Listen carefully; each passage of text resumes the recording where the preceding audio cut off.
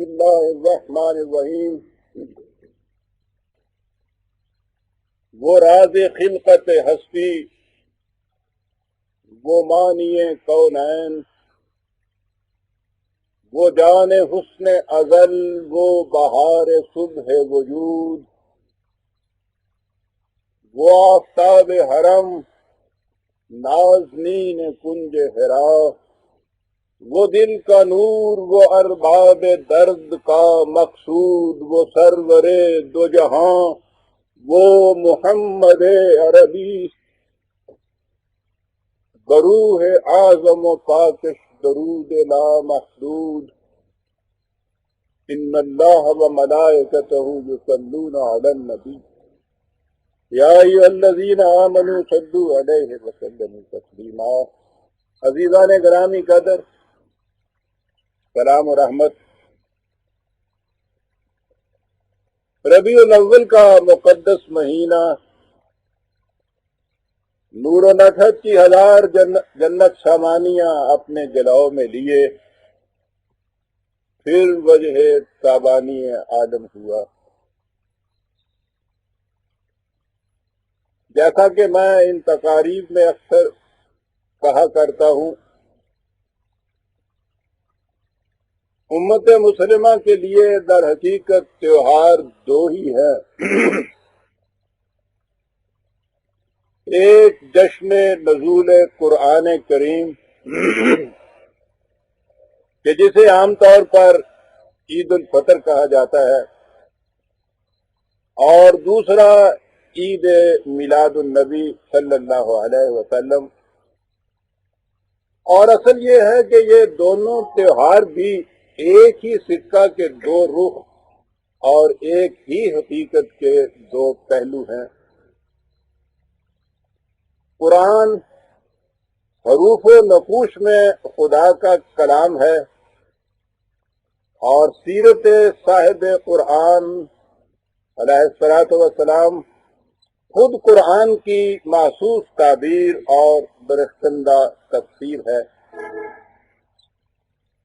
سیرت طیبہ کی یہی خصوصیت تھی جس کی وجہ سے اس کے اصولی گوشوں کو خود قرآن کریم نے اپنے دامن میں سمیٹ لیا اور ابد تک کے لیے محفوظ کر دیا۔ قرآن کریم میں سیرت نبی اکرم صلی اللہ علیہ وسلم کے یہ تفصیلی گوشے کس قدر اور کس انداز سے محیط ہیں، میں نے اپنی کتاب سیرت طیبہ پہ معراج انسانیت کے نام سے جو شائع کی، آپ اس میں دیکھیں گے ضخیم تختی کی قریباً 600 صفحات کی کتاب، اور اس کا اسلوب ہی یہ ہے کہ اوپر قرآن کی آیت ہے اور نیچے پھر اس کی تفصیل احادیث اور تاریخ کی روح سے، اور پوری کی پوری سیرت اس انداز سے مکمل ہو گئی ہے۔ اس لیے جو میں نے عرض کیا کہ خود سیرت طیبہ کے یہ اہم گوشے قرآن کے اندر مل جاتے ہیں ہمیں، تو یہ وہ چیز ہے کہ ان دونوں چیزوں کو سامنے رکھنے سے قرآن کی تعلیم اگر بسیط حقائق کی شکل میں سامنے آتی ہے، تو سیرت طیبہ ہمیں یہ بتاتی ہے کہ اس قرآن کو انسانی دنیا میں محفوظ متشکل انداز میں کیسے پیش کیا جا سکتا ہے۔ یہ وجہ ہے جو میں نے کہا کہ یہ دونوں تیوہار بھی در حقیقت ایک ہی حقیقت کے دو رخ ہیں۔ ہمارے ہاں کچھ عرصہ سے اس تقریب یعنی عید میلاد النبی کو بڑے جوش و خروش سے منایا جاتا ہے، لیکن جیسا کہ ہر اس قوم کے ہاں ہوتا ہے جو اپنے معاملات پر علم و بصیرت کی روشنی میں غور و فکر کرنے کے بجائے انہیں جذبات کے طوفانوں میں بہا دے، یہ ایسی عظیم ناظر روزگار تقریب انہی माफ रखिएगा, सभी जज्बात की नजर होकर रह गई है। आप उन जुलूसों से कता नजर कि जो बाजारियत का हर गोशा अपने साथ लिए हुए होते हैं, मीलाद की मजलिसों में चले जाइए, वहां भी आप देखेंगे कि बड़ी खुश अकीदगी से नातें पेश की जाती हैं।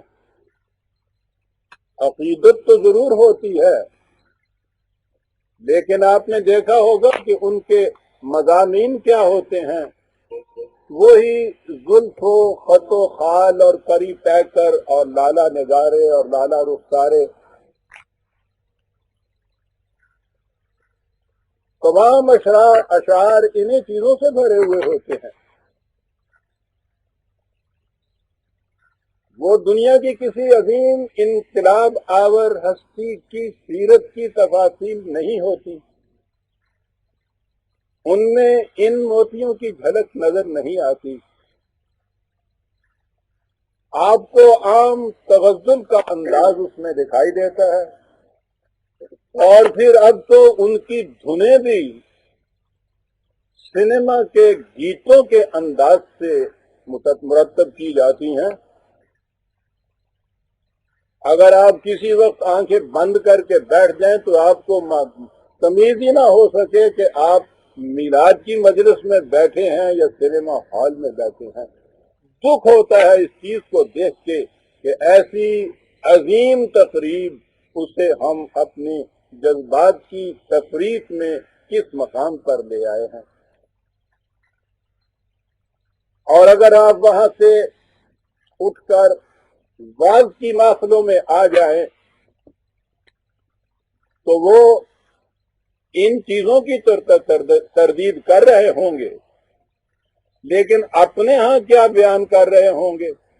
वो इसराइलियात की खराफात, वो मा फौकुल फितरत से हवादिस व वाक़ियात,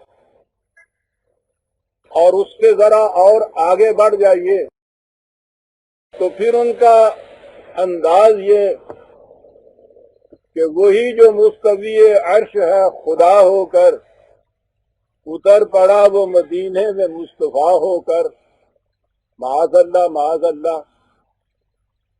ये कैफियत वहां होती कि अगर के जाहिर में वो अरब है मगर हकीकत में ऐन रब है।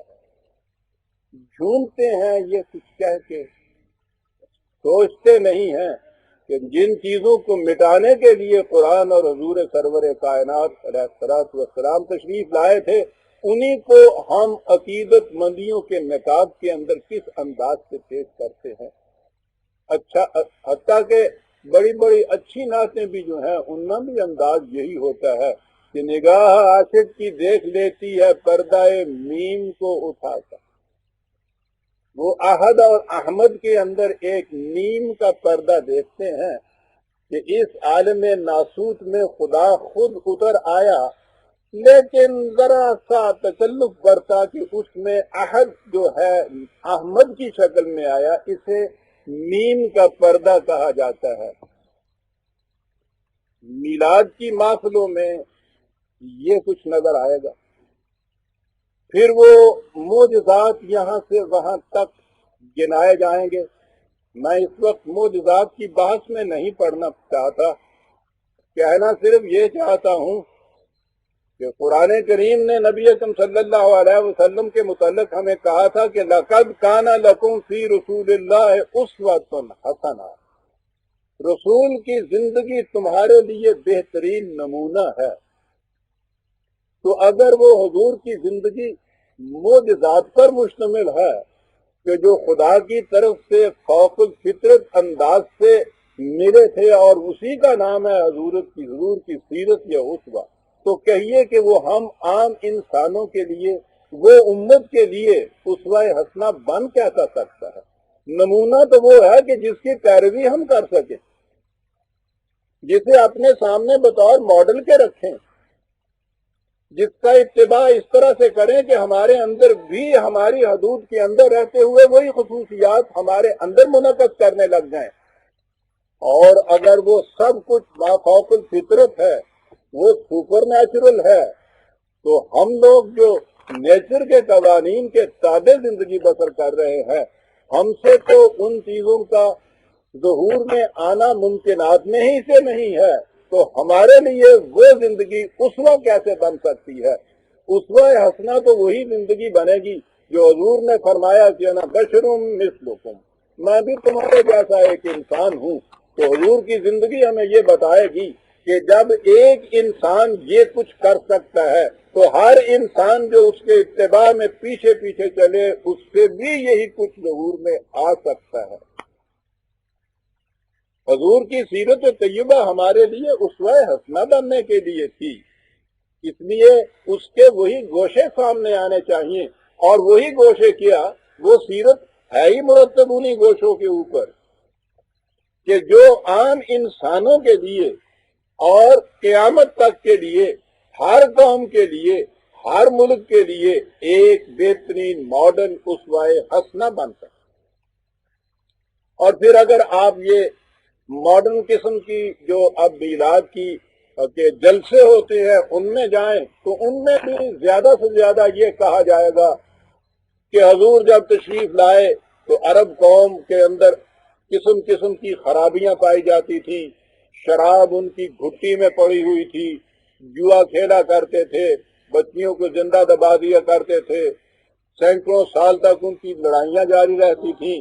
حضور نے ان چیزوں میں آ کے اصلاح کر دی. اس میں شبہ نہیں کہ کسی قوم میں اس قسم کی اخلاقی برائیوں کی اصلاح کرنا بھی ایک بڑا کام ہے، لیکن ایک وہ رسول جو سلسلہ انبیاء کی آخری کڑی ہے، جو قیامت تک کے لیے تمام نوع انسان کے لیے تمام حوادث اور واقعات میں روشنی کے مینار کی طرح کھڑا ہو اور اس کی زندگی اسوہ حسنہ بنتی ہو، کیا وہ ایک عام ریفارمر کی طرح اتنا ہی کرے گا کہ قوم سے شراب چھڑا دے اور جوئے بازی کی علتیں ان سے محو کر دے؟ اس کا مشن تو اس سے بہت بڑا ہونا چاہیے، بہت عظیم ہونا چاہیے، بہت آگے ہونا چاہیے. اور یہ باتیں تو اس کے ہاں کا بائی پروڈکشن جسے کہتے ہیں کہ وہ جو اصلاح کرے نفوس کے اندر، قلوب کے اندر، دلوں کے اندر، نگاہوں کے اندر، اس کا لازمی نتیجہ ہو کہ اس قسم کی برائیاں خود بخود اس قوم سے دور ہو جائیں. سوال یہ ہے کہ وہ کون سا انقلاب عظیم تھا جسے لے کر نبی اکرم صلی اللہ علیہ وسلم تشریف لائے اور جس کی بنا پہ ہم صرف علی وجہ عقیدت نہیں، علی وجہ بصیرت پیش کر سکتے ہیں حضور کو دنیا کا عظیم ترین انقلاب آفری شخصیت.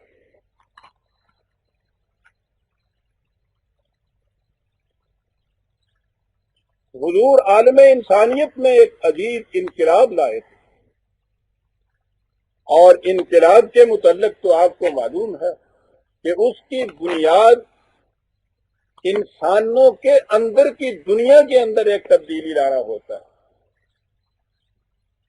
خارج میں انقلاب تو اس اندرونی تبدیلی کے محسوس علامتیں ہوتی ہیں، دلوں کی دنیا کے اندر ایک تبدیلی پیدا کرنا ہوتا ہے. اور دلوں کی دنیا کے معنی یہ ہے کہ انسانوں کے عقائد، نظریات، تصورات جس قدر محرکات ہوتے ہیں انسان کے اعمال کے، ان کی بنیادوں کے اندر ایک تبدیلی پیدا کر دی. رسول کیا کرنے آتا تھا دنیا میں؟ علامہ اقبال نے اپنے خطبات میں ان کے متعلق لکھا ہے کہ رسول اس لیے آتا تھا کہ زمانے کے طوفانوں پر تسلط پا کر تاریخ کی قوتوں کو اپنے قابو میں لے آئے اور اس طرح مقاصد کی ایک نئی دنیا تعمیر کر دے. مضراب وحی سے اس کے نفس قدسی میں ایسی ولولہ انگیز قوتیں بیدار ہو جاتی ہیں جن کا مقصد یہ ہوتا ہے کہ وہ دنیا انسانیت میں ایک انقلاب برپا کر دے.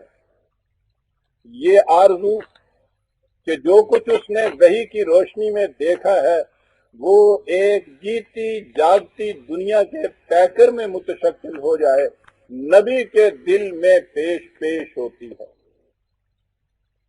اس لیے ایک صاحب وحی کی تجربے کی قدر و قیمت جاننے کا طریق یہ بھی ہوتا ہے کہ دیکھا جائے کہ اس نے انسانیت کو جس قالب میں ڈھالا ہے وہ کیا ہے، اور اس کے پیغام کی روح سے جس قسم کی دنیا ثقافت ابھر کر سامنے آ گئی ہے وہ کس انداز کی ہے۔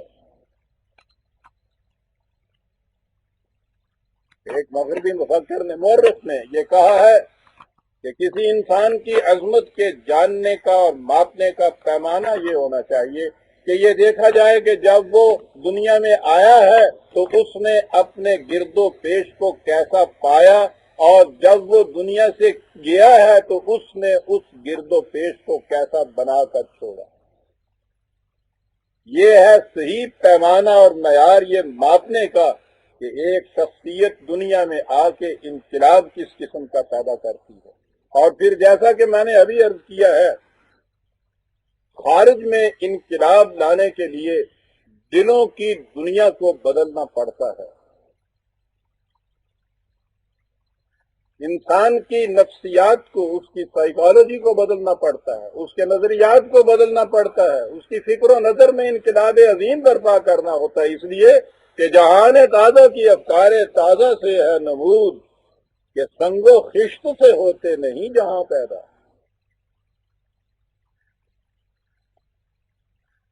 وہ رسول آتا ہے اور دنیا کے مروجہ اعتقادات، نظریات، تصورات، خیالات کو ایک ایک کر کے لیتا ہے اور ان کی بنیادوں تک کو اکھیڑ کر ان کی جگہ جدید تصورات و نظریات کی دنیا بساتا ہے۔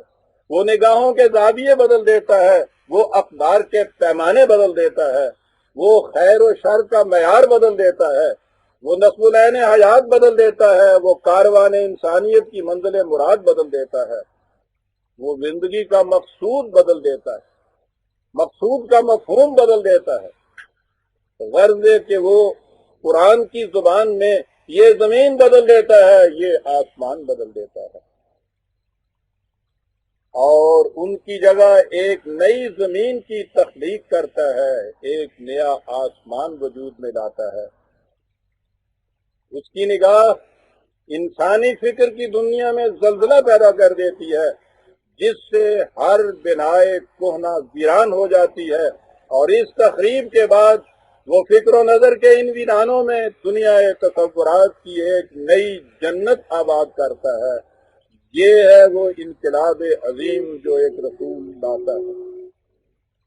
آپ سمجھ لیجئے کہ کسی کے نظریات اور معتقدات کو بدلنا کس قدر مشکل ہوتا ہے۔ اس کا عملی تجربہ کرنا ہو تو آپ کسی ایسے دوست کو جس کے معتقدات آپ کے خلاف ہوں، اس دوست سے آپ اس کی کوئی عزیز ترین متاع مانگیے تو وہ ہنس کر خوشی سے خندہ پیشانی سے آپ کے حوالے کر دے گا، لیکن اگر آپ اس کے کسی عقیدے کے خلاف کبھی کوئی ایک لفظ بھی کہیں گے تو آپ دیکھیں گے کہ مدتوں کی دوستی ایک دن میں ٹوٹ جائے گی۔ یہ تو ایک فرد کے متعلق بات ہوئی، اور وہ بھی اس کے متعلق جو دوست ہے آپ کا۔ آپ سوچئے کہ دشمنوں کے ایک اجتماع میں گھرا ہوا انقلاب آفری پیغمبر ان کے تمام معتقدات و نظریات کے خلاف آواز اٹھاتا ہے اور ان کی جگہ نئے تصورات ان کو دینا چاہتا ہے۔ آپ دیکھتے ہیں کہ یہ کس قدر ہمت طلب مرحلہ ہوتا ہے۔ یہی تھا ذمہ داری کا وہ بوجھ جس کے سلسلے میں اللہ تعالیٰ نے خود نبی اکرم صلی اللہ علیہ وسلم کو مخاطب کر کے کہا کہ وَوَضَعْنَا عَنْكَ وِزْرَكَ الَّذِي أَنقَضَ ظَهْرَكَ، تیری 23 سال کی تگ و تاز کا نتیجہ یہ ہے کہ وہ ذمہ داریوں کا بوجھ جس نے تیری کمر کو توڑ رکھا تھا وہ ہم نے اتار دیا۔ آپ غور فرمائیے کہ یہ ذمہ داریوں کا بوجھ نبی اکرم صلی اللہ علیہ وسلم جیسی شخصیت ان کی کمر، قرآن کے الفاظ میں کہ اس کی کمر کو توڑنے والا یہ بوجھ تھا. یہ بوجھ کیا تھا؟ جو ابھی ابھی میں نے عرض کیا ہے کہ ایک دنیا کے تصورات و نظریات و معتقدات کو بدل کر ان کی جگہ نئے تصورات اور معتقدات کو دے. یہ تھا وہ انقلاب جو حضور لے کر آئے. اب اس کے لیے دیکھنا یہ ہوگا اسی مغربی مفکر کے انداز میں کہ جب حضور تشریف لائے تو دنیا کے عالمگیر معتقدات کیا تھے اور انہیں حضور نے کن نظریات و معتقدات میں بدل دیا. اور اس کے بعد یہ پھر کہ اس زمانے میں لوگوں نے مخالفت بھی کی. کچھ ایسے تھے جنہوں نے مانا، کثیر تعداد وہ بھی تھی جنہوں نے نہ مانا، مخالفت کی، شدید ترین مخالفت کی.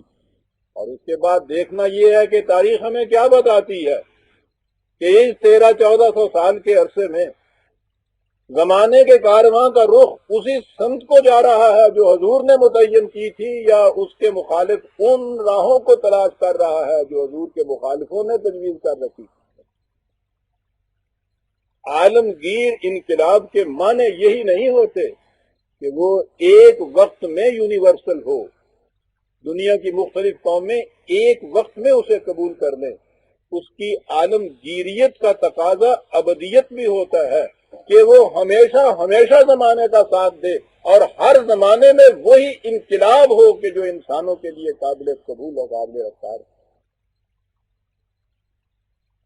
معتقدات کی دنیا میں سب سے پہلے خدا کا تصور آتا ہے. دنیا کا کوئی مذہب بھی ایسا نہیں ہے کہ جس کے ہاں خدا پر ایمان بنیادی اینٹ کا درجہ نہ رکھتی ہو. عام طور پہ بدھ مت کے متعلق یہ کہا جاتا ہے کہ وہ خدا کی ہستی کا انکار کرتے ہیں. میں اس تفصیل میں نہیں جانا چاہتا، وہ انکار بھی در حقیقت الفاظ ہی کا پھیر ہے، وہاں بھی یہ تصور موجود ہے. لیکن اگر چھوڑ بھی دیا جائے اسے تو دنیا کا کوئی مذہب ایسا نہیں ہے کہ جس کے ہاں خدا کے وجود کا تصور بنیادی عقیدے کی حیثیت نہ رکھتا ہو. لیکن یہ چیز بڑی غور طلب ہے کہ اس کے باوجود قرآن کریم ان دنیائے مذاہب میں سے کسی مذہب کے پیراؤں کے خدا کے ایمان کو خدا پر ایمان قرار ہی نہیں دیتا. یہ کیا ہے؟ یہ عیسائی، یہ یہودی، حتیٰ کہ یہ ہندو، یہ مجوسی، یہ سب خدا کا اقرار کرتے ہیں. لیکن قرآن ان کے ایمان کو ایمان نہیں مانتا. کیوں نہیں مانتا؟ اور اس پہ کبھی آپ بھی سوچئے کہ ہم کہتے ہیں کہ ایک شخص خدا کو مانتا ہے، دوسرا شخص خدا کو نہیں مانتا. کبھی آپ نے غور کیا کہ ان دونوں میں فرق کیا ہے الفاظ کے سوا؟ جو مانتا ہے یہ کیا بات ہوئی، جو نہیں مانتا ہے اس میں کون سی بات ہوئی؟ کیا فرق ہے ان دونوں کے اندر؟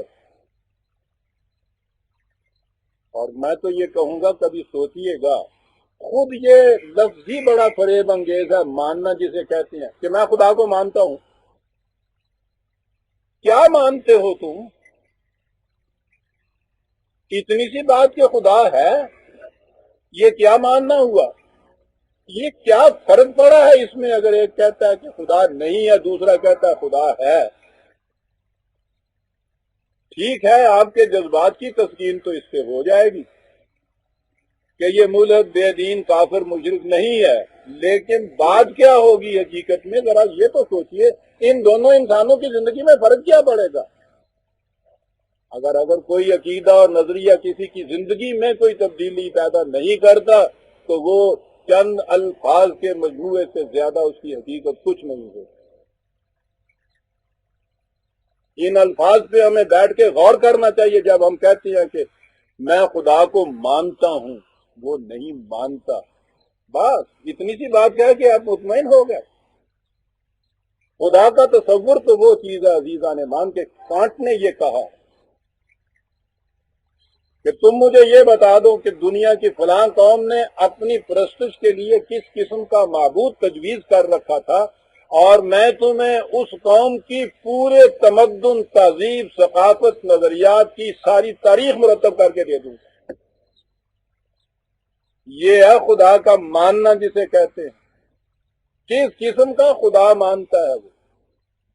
قوموں کی تہذیب و تمدن کے اوپر خدا پر ایمان جو ہے اس کا اثر اتنا ہے کہ وہ شخص کہتا ہے کہ اتنی سی بات مجھے بتا دیجئے اور میں اس قوم کے متعلق سب کچھ تمہیں بتا دوں گا۔ یہ ہے خدا پر ایمان کے معنی۔ کبھی آپ نے اس پہ بھی غور کیا کہ قرآن کریم آدھے سے بھی زیادہ قرآن خدا کی صفات سے ہی بھرا پڑا ہے؟ تو معاذ اللہ یہ بات تو اس میں نہیں کہ در مدح خود می گوید، کہ خدا خود ہی وہ اپنی کتاب نازل کرتا اور اپنے ہی متعلق سب کچھ کہے چلا جاتا ہے۔ یہ اپنے متعلق کہنے کی بات نہیں ہے۔ اس نے تو کہا یہ ہے کہ کیسا خدا تم مانتے ہو، اس پہ ہی دار و مدار ہے تمہاری تمام انفرادی اور اجتماعی زندگی کا، اور کیسا خدا جو ہے اس کی تفصیل خود خدا ہی بتا سکتا ہے۔ خدا سے بڑے کوئی اور ذہنی فکر نہیں بتا سکتا کہ خدا کیسا ہے۔ صفات خداوندی جو قرآن کریم میں آئی ہیں اس کے معنی یہ ہیں کہ وہ کہتا یہ ہے کہ یہ تصور ہے خدا کا، اگر اس تصور کے مطابق تم خدا مانتے ہو تو یہ پھر خدا پر ایمان ہے، اگر یہ تصور نہیں ہے تو خدا پر ایمان نہیں ہے۔ یہ ہے اہمیت خدا پر عقیدے کی۔ تو پہلی چیز جو تھی، ہر رسول نے آ کے پہلی چیز خدا کا عقیدہ پیش کیا اور نظریہ پیش کیا، یہی چیز نبی اکرم صلی اللہ علیہ وسلم نے آ کے پیش کی۔ آئیے ہم دیکھیں کہ جب حضور تشریف لائے ہیں تو دنیا مذاہب میں خدا کا تصور کیا تھا۔ اتنی تفصیل میں تو جانے کا وقت نہیں ہے کہ میں ان نظریات کے متعلق ایک ایک کو لے کے تفصیلی گفتگو کروں۔ ایک بنیادی چیز تو ایسی ہے نا کہ ان کے ہاں خدا کا تصور وہی تھا جو ایک مطلق العنان بادشاہ کا تصور ہوتا ہے کہ جو کچھ وہ کہہ دے وہ قانون۔ اسے آپ پوچھ نہیں سکتے کہ یہ کیوں ایسا ہے، اس کی آپ حکمت دریافت نہیں کر سکتے، اسے آپ کوشچن نہیں کر سکتے۔ اس کی کیفیت یہ ہے کہ جو اس کی مرضی میں آئے وہ کرتا ہے، اور مرضی کا عالم یہ وہ جو سادی ہمارے یہاں تصور پیش کر گیا ہے۔ اصل میں تو ہمارا جب دور ملوکیت شروع ہوا ہے تو اس دور ملوکیت کا جو انداز تھا بادشاہ کا ہمارے سامنے، آج کی اصطلاح میں جسے آپ ڈکٹیٹر کہتے ہیں، وہ ڈکٹیٹر سے بھی کچھ آگے ہی ہوتا تھا۔ اس کی کیفیت یہ تھی کہ ہمارے ہاں بھی یہ تصور بعد میں آیا جب مذہب میں آ گیا ہے اسلام۔ میں رسول اللہ صلی اللہ علیہ وسلم کے لائے ہوئے انقلابی تصور کی بات نہیں کر رہا۔ ہمارے ہاں بھی اس وقت یہی کہا کہ السلطان ذل اللہ علی الارض، کہ بادشاہ اس زمین پر خدا کا سایہ ہوتا ہے۔ تو جس قسم کا بادشاہ ہمارے ہاں ہوتا تھا ہم نے بڑے پیمانے پر اسی قسم کا خدا تصور کر رکھا تھا، یا جس قسم کا خدا کا تصور تھا اسی قسم کا ہم نے دنیا میں اپنے لیے بادشاہ تجویز کر رکھا تھا۔ خدا کا تصور کیا تھا؟ وہ جو سادی کہہ گیا ہے کہ خدا یا یہاں کے جو سلاطین ہیں ان کی کیفیت یہ ہے کہ گاہے بسلام برنجن و گاہے بدشنام خلد بخشن۔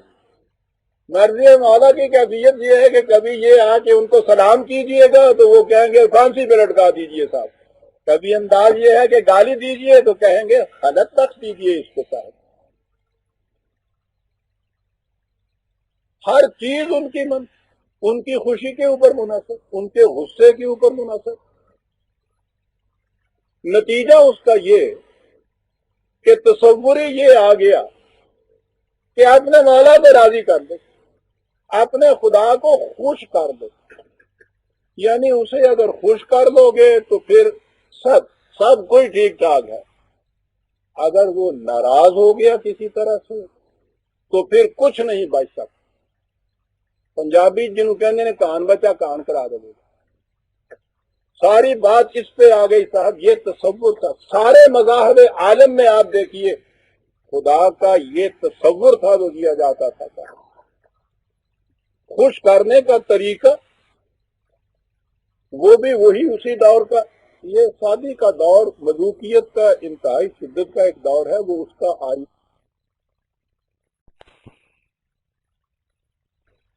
الفاظ میں فرق ہے. یہ منتیں یہ نذرانے یہ کیا ہیں؟ درخواستوں کے نیچے یہ سنہری روپہلی پہیے لگائے ہوئے ہوتے ہیں. یہاں بھی لگانے پڑتے ہیں. خدا تک درخواست پہنچانے کے لیے بھی لگانے پڑتے تھے.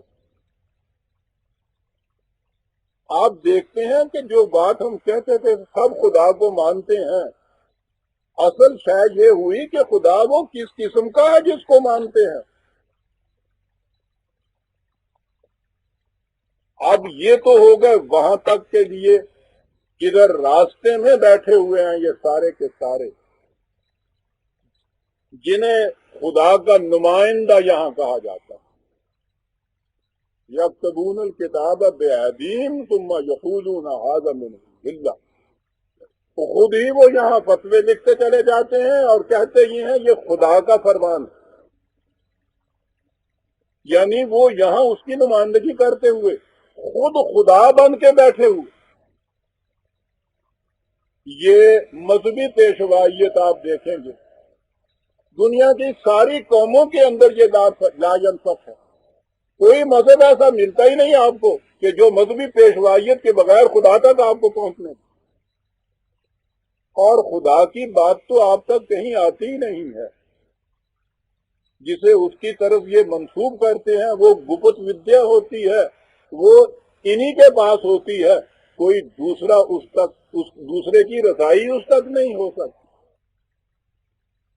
اگر اس کی ٹیکسٹ یا اس کا متن کہیں کسی کے سامنے آ بھی جاتا ہے تو اس کے بعد آواز آتی ہے کہ کیا کہہ رہے ہو؟ تمہاری جرت و جسارت خدا کا کلام اور تمہارے اس ناریل کے اندر آ جائے. کیا کہہ رہی ہے؟ اس کے لیے مخصوص بندگان خدا ہیں جن کا جو اس کا علم حاصل کر سکتے ہیں.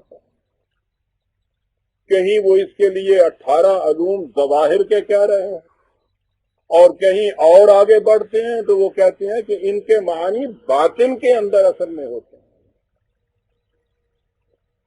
یہ ہیں وہ لوگ کہ جن کا دعویٰ یہ ہوتا ہے کہ منظر قرآن مغز را برداشت میں استخاں پیشے سگان داخت. ہم نے قرآن کا مغز جو ہے باطنی چیزیں جو ہیں وہ ہم نے لے لی ہیں. معاذ اللہ یہ جو تم الفاظ و حروف کا قرآن لیے پھرتے ہو معاذ اللہ یہ تو ہڈیاں ہیں جو جوڑی ہوئی جو ہم نے ڈال دی ہیں. کتوں کے ہیں. اور یہ سارا کچھ کس لیے؟ ذاتی مفاد کی خاطر. اب مفاد پرست گروہ جو ہے وہ ان کے پیچھے آ گیا. یہ 3 افنون ثلاثہ بن گیا. ایک بادشاہ ملوکیت کی شکل کا اس کی نمائندگی کا جسے قرآن نے داستان بنی اسرائیل میں فرعون کہہ کر پکارا. ایک اس کے ہاں کے یہ عاجب و دربان یہ پورے کا پورا رہبانیت کا قصہ. یہ احبار و رہبان جسے کہا جا رہا ہے. یہ حامان کے جنود قرآن نے جسے کہا لشکر اس کے جو ہے. یہ مذہبی پیشوائیت. اور تیسرا نمائندہ قارون جو نظام سرمایہ داری کا نمائندہ کہلاتا ہے. یہ سارے کے سارے لوگ خدا کے نام پہ انسانوں کے خون چوستے تھے اور ان کے گوشت کے ٹکڑے کرتے. یہ جو آپ کے یہاں جگن ناتھ کا رتھ مشہور ہے وہ تو ایک اس کی ظاہرہ شکل ہے. یہ واقعہ ہے جگن ناتھ جی پوری کے مندر کے اندر جو وہ رتھ ہے کوئی 2-3 منزل اونچا اتنا بڑا. اس کے پہیے کے نیچے تو ہاتھی آ جائے تو کچلا جائے. اس کا جب غنیمت ہے سال میں ایک مرتبہ ہی اس کی یاترا کے لیے جلوس نکلتا ہے. اس کے نیچے انسان لیٹ کے کچلے جاتے ہیں خود اپنے آپ کو پیش کرتے ہیں. مورتیوں کے سامنے بچوں کو ذبح کرنا تو یہ عام چیز ہے، اور اگر اس محسوس شکل کے اندر جسم انسانی نہ بھی کچلا جائے تو ذہن انسانی تو ہر خدا کی رتھ کے نیچے پہلے کچلا جاتا ہے، پھر وہ خدا پر ایمان لا سکتا ہے۔ آپ غور کیجئے عزیزان مان، یہ انسانوں کی ذہن کا تراشیدہ خدا تھا جو ساری دنیا مذہب کے اندر مستولی تھا جب نبی اکرم صلی اللہ علیہ وسلم تشریف لائے۔ ایک خدا کے تصور کے ماتحت آپ دیکھیے انسانیت پر بیتتی کیا تھی۔ پھر اقبال ہی کے الفاظ میں، اور پھر وہی میری مشکل جو بات کرتا ہے فارسی زبان میں، تو یہاں اب ہماری اگلی جنریشن مجھے اردو کا بھی ترجمہ مانگا کرتی ہے، اور قصور تو ہمارا ہے کہ ہم نے ان بیچاروں کو، اس حیوان ناطق کو گونگا بنا کے رکھ دیا ہے۔ بیچاروں کے پاس کوئی زبان ہی اب ان کے پاس نہیں رہی۔ بہرحال اقبال نقشہ کھینچتا ہے اس زمانے کے انسان کا کہ بود انسان در جہاں انسان پرست، خدا پرستی تو صرف لفظ، بود انسان در جہاں انسان پرست، نا کسو نابود مندو زیر دست، اپنی کوئی حیثیت نہیں، کوئی انڈیویجویلٹی نہیں، کوئی پرسنالٹی نہیں، کچھ نہیں، زیر دست، محتاج بھی، محکوم بھی، غلام بھی، اور کسی ایک آقا کا غلام نہیں، قدم قدم کی اوپر بہر یک نخچیر صد نخچیر ہیر، کہتے ہی آگے آتا ہے خطبت کسرا و قیصر رہزنش، کہیں ملوکیت کی سطوت جو تھی وہ رہزن بن کے اس کے راستے میں بیٹھی تھی، بند ہا در دستو پاؤ گردنش، اور اس کے ہاتھوں پاؤں میں گردن میں اس نے پاؤں کو زنجیر پہنا رکھے تھے، اور اس سے آگے بڑھتا تھا کاہنو پاپاؤ سلطانو امیر، کہیں مذہبی پیشوا، کہیں پیران طریقت، کہیں سرمایہ دار، کہیں بادشاہ اور اس کے عمراء اور وزراء، بہر یک نخچیر صد نخچیر گیر، ایک چھوٹا سا ممولا بیچارہ اور اتنے شکاری اس کے گرد تھے۔ یہ تھی انسان کی کیفیت کہ جب حضور نبی اکرم صلی اللہ علیہ وسلم کا ظہور خود کی دنیا میں ہوا، آپ نے پہلی آواز جو بلند کی وہ خدا کے تصور کے متعلق، اور آپ غور کیجئے عزیزان من کہ ایک فکرے کے اندر باطل کے تصورات کی اس پوری دنیا کی بنیادیں کس طرح سے ڈھا کے رکھ دی۔ بات یہی تھی نا کہ خدا کسی قاعدے قانون کا پابند نہیں، اس کی مرضی ہے، اس کی خوشی ہے، اس کی ناخوشی ہے، اس کی رنجیدگی ہے۔ تو جب قاعدے قانون کے مطابق کچھ نہ ہو، لالیسنس جسے آپ کہتے ہیں، بدترین قسم کی ڈکٹیٹرشپ جسے آپ کہتے ہیں، وہ ہوتا کیا ہے کہ صاحب قاعدہ قانون کوئی نہیں ہے۔ خدا کے تصور میں ہم نے دیکھا ہے نا کہ اس سے پیشتر یہی چیز تھی، حضور تشریف لے آئے اور آپ سے مراد یہ ہے اللہ تعالیٰ نے جو وحی آپ کے اوپر بھیجی تھی، یہ وہ چیزیں ہیں کیونکہ وہ رسول اللہ صلی اللہ علیہ وسلم کی وساطت سے دنیا کو ملی۔ تو پہلی چیز تو یہ ہے کہ ہم ان انقلابی پیغامات کو نبی اکرم صلی اللہ علیہ وسلم کے اس لیے کہتے ہیں کہ حضور کی وساطت سے خدائی پیغامات ملے، اور اگلی چیز یہ ہے کہ حضور نے اس پر عمل کر کے خود دکھا دیا کہ اس کا انداز یہ ہوگا۔ خدا کے متعلق کہا کہ یاد رکھو یہ ٹھیک ہے، وہ قادر مطلق ہے، اس کی قوت اور اقتدار کی کوئی انتہا نہیں ہے، کوئی پابندی نہیں ہے، لیکن دنیا انسانیت میں اس نے خود یہ فیصلہ کیا ہے کہ خلق کل شیء فقدرہ تقدیرا، اس نے یہ تمام کائنات پیدا کی اور پھر قوانین مقرر کر دیے ہر شے کے لیے۔ آپ دیکھتے ہیں قانون مقرر کرنے والا خدا.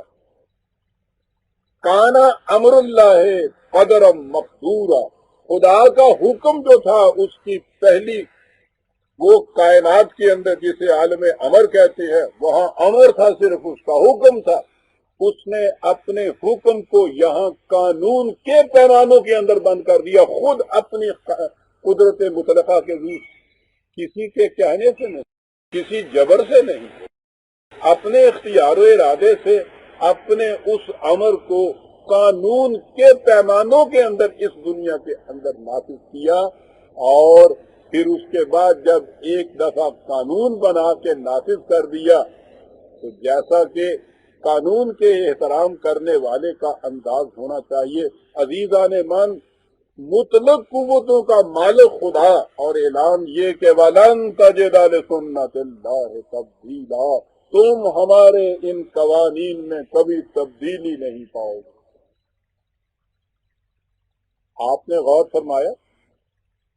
میں کہتا ہوں اگر اس ایک نقطے کے متعلق وضاحت کی جائے تو اس کے لیے مہینوں چاہیے نصاب کی طرح بتانے کے لیے، لیکن میں کہتا ہوں اصولی طور پر آپ دیکھیے، اور اس وقت تو صرف اصولی گفتگو ہی میں کر سکتا ہوں، کہ اس ایک تبدیلی سے خدا کے تصور کو قرآن نے یا نبی اکرم صلی اللہ علیہ وسلم نے کہاں سے کہاں وہ لے آئے. اور اس کے بعد آپ دیکھیے کہ کیا یہ ضرب المثل نہیں ہے کہ جس کے خلاف آپ نے حاکم کے کیا نہ ہو، یہ بات کہ صاحب اس کے ہاں تو کوئی قاعدہ قانون ہی نہیں ہے، اور بہترین حاکم کا تصور آپ کے ہاں یہ ہے کہ اس کی ہر بات قاعدے قانون کے مطابق ہوتی ہے، وہ کبھی اس میں تبدیلی نہیں کرتا. اس 1300 برس کے اندر کون سے خدا کا تصور کار فرما چلا آتا ہے؟ مذاہب عالم کے دیے ہوئے خدا کا تصور، یا وہ تصور جو نبی اکرم صلی اللہ علیہ وسلم نے آ کر دیا؟ باقی رہا یہ معاملہ، خدا کو خوش اور ناخوش کرنے کا تصور ہی قرآن نے اٹھا دیا. اس نے کہا یہ تو انسانی جذبات ہے، اور خدا تعالی اللہ عما یصفون، جو تم اپنے ذہن سے اس کی صفت بھی بیان کرتے ہو وہ اس سے بھی بلند ہے. مذاہب عالم نے خدا کی یہ مذمت نہیں کی تھی، خدا کی صفات ہی بیان کی تھی نا. وہ کہتا ہے فکر انسانی کی تراشیدہ جو خدا کی صفت بھی ہوگی وہ اس سے بلند ہے. خدا اپنا تعارف اسی لیے اس نے آپ کرایا ہے کہ فکر انسانی صحیح خدا کا تصور نہیں پیش کر سکتا تھا.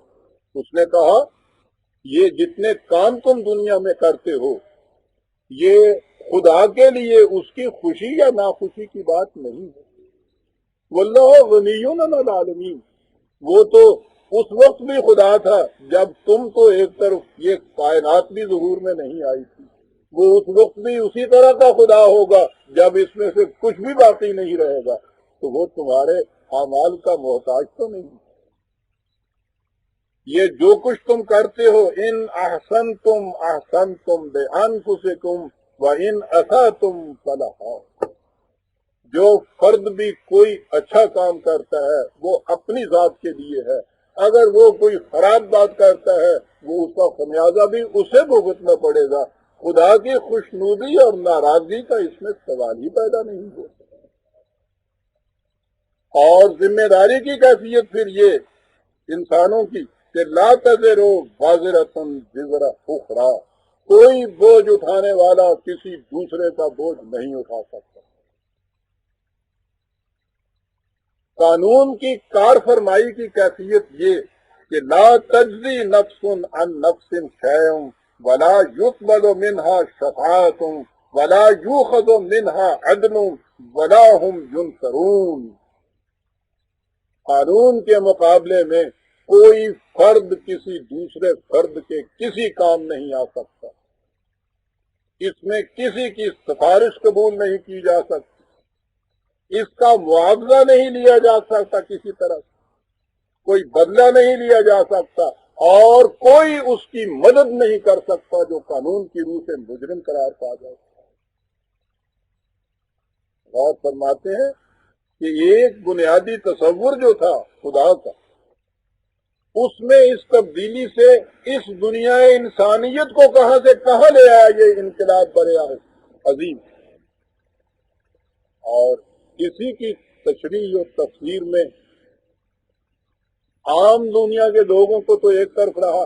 آپ کو یاد ہے جیسا کہ یہ چیز حدیث میں آ رہی ہے روایت میں کہ حضور نے اپنی اس عرضی زندگی کے آخری سانس میں اپنی بیٹی اور اپنی پھوپھی سے یہ کہا تھا فاطمہ اور صفیہ یاد رکھو خدا کے ہاں محمد کی بیٹی ہونا تمہارے کسی کام نہیں آ سکے گا, وہاں صرف تمہارے اپنے اعمال کام آئیں. یہ ہے وہ شے جو اسوہ حسنہ بنتی ہے ہمارے. جو شخص اپنی چہیتی بیٹی کو بھی آخری وصیت یہ کرتا ہے کہ محمد کی بیٹی ہونا تمہارے کسی کام نہیں آ سکتا, تمہارے اپنے اعمال ہیں جو خدا کے میزان میں وزن والے اور نہیں عزیزان مان اس سے آگے بڑھتی. یہ تو بیٹی کے متعلق کہا تھا. خود حضور نبی اکرم صلی اللہ علیہ وسلم کی زبان مبارک سے یہ اعلان کرایا گیا کہ ان سے کہہ دیجئے, عظیم اعلان ہے عزیزان مان دنیا کے اندر.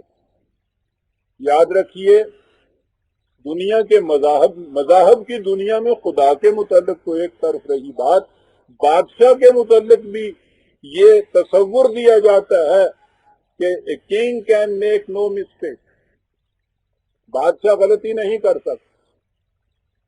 سلاطین قانون کی گرفت سے بالا قرار دیے جاتے تھے.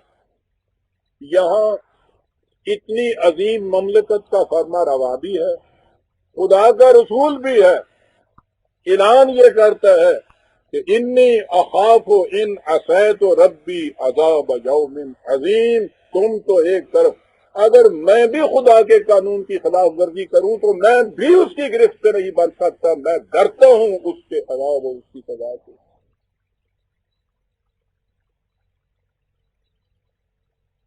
ملتی ہے آپ کو اس کی نظیر اس سے حضور سے پہلے کے تمام مذاہب میں یا دنیا سیاست میں ان اعلانات کے مطابق.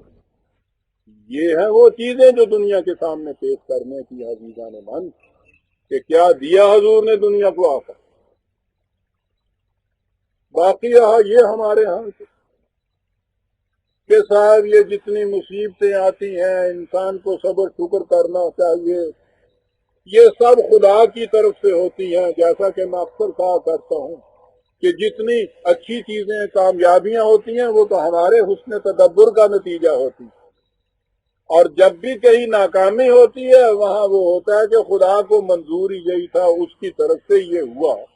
ہر قسم کی مصیبت, ہر قسم کی ناکامی, ہر قسم کا فیلیو, یہ سارے کا سارا جو ہے وہ خدا کی طرف منسوخ کیا جاتا ہے کہ یہ تو اس کی طرف سے ہوتا ہے.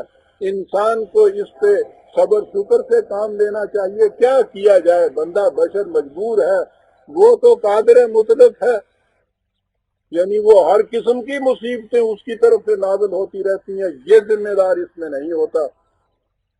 اس انقلاب عظیم کے دائی نے وحی کی زبان میں اعلان کر دیا کہ ما اصابکم من مصیبت فبما کسبت ایدیکم.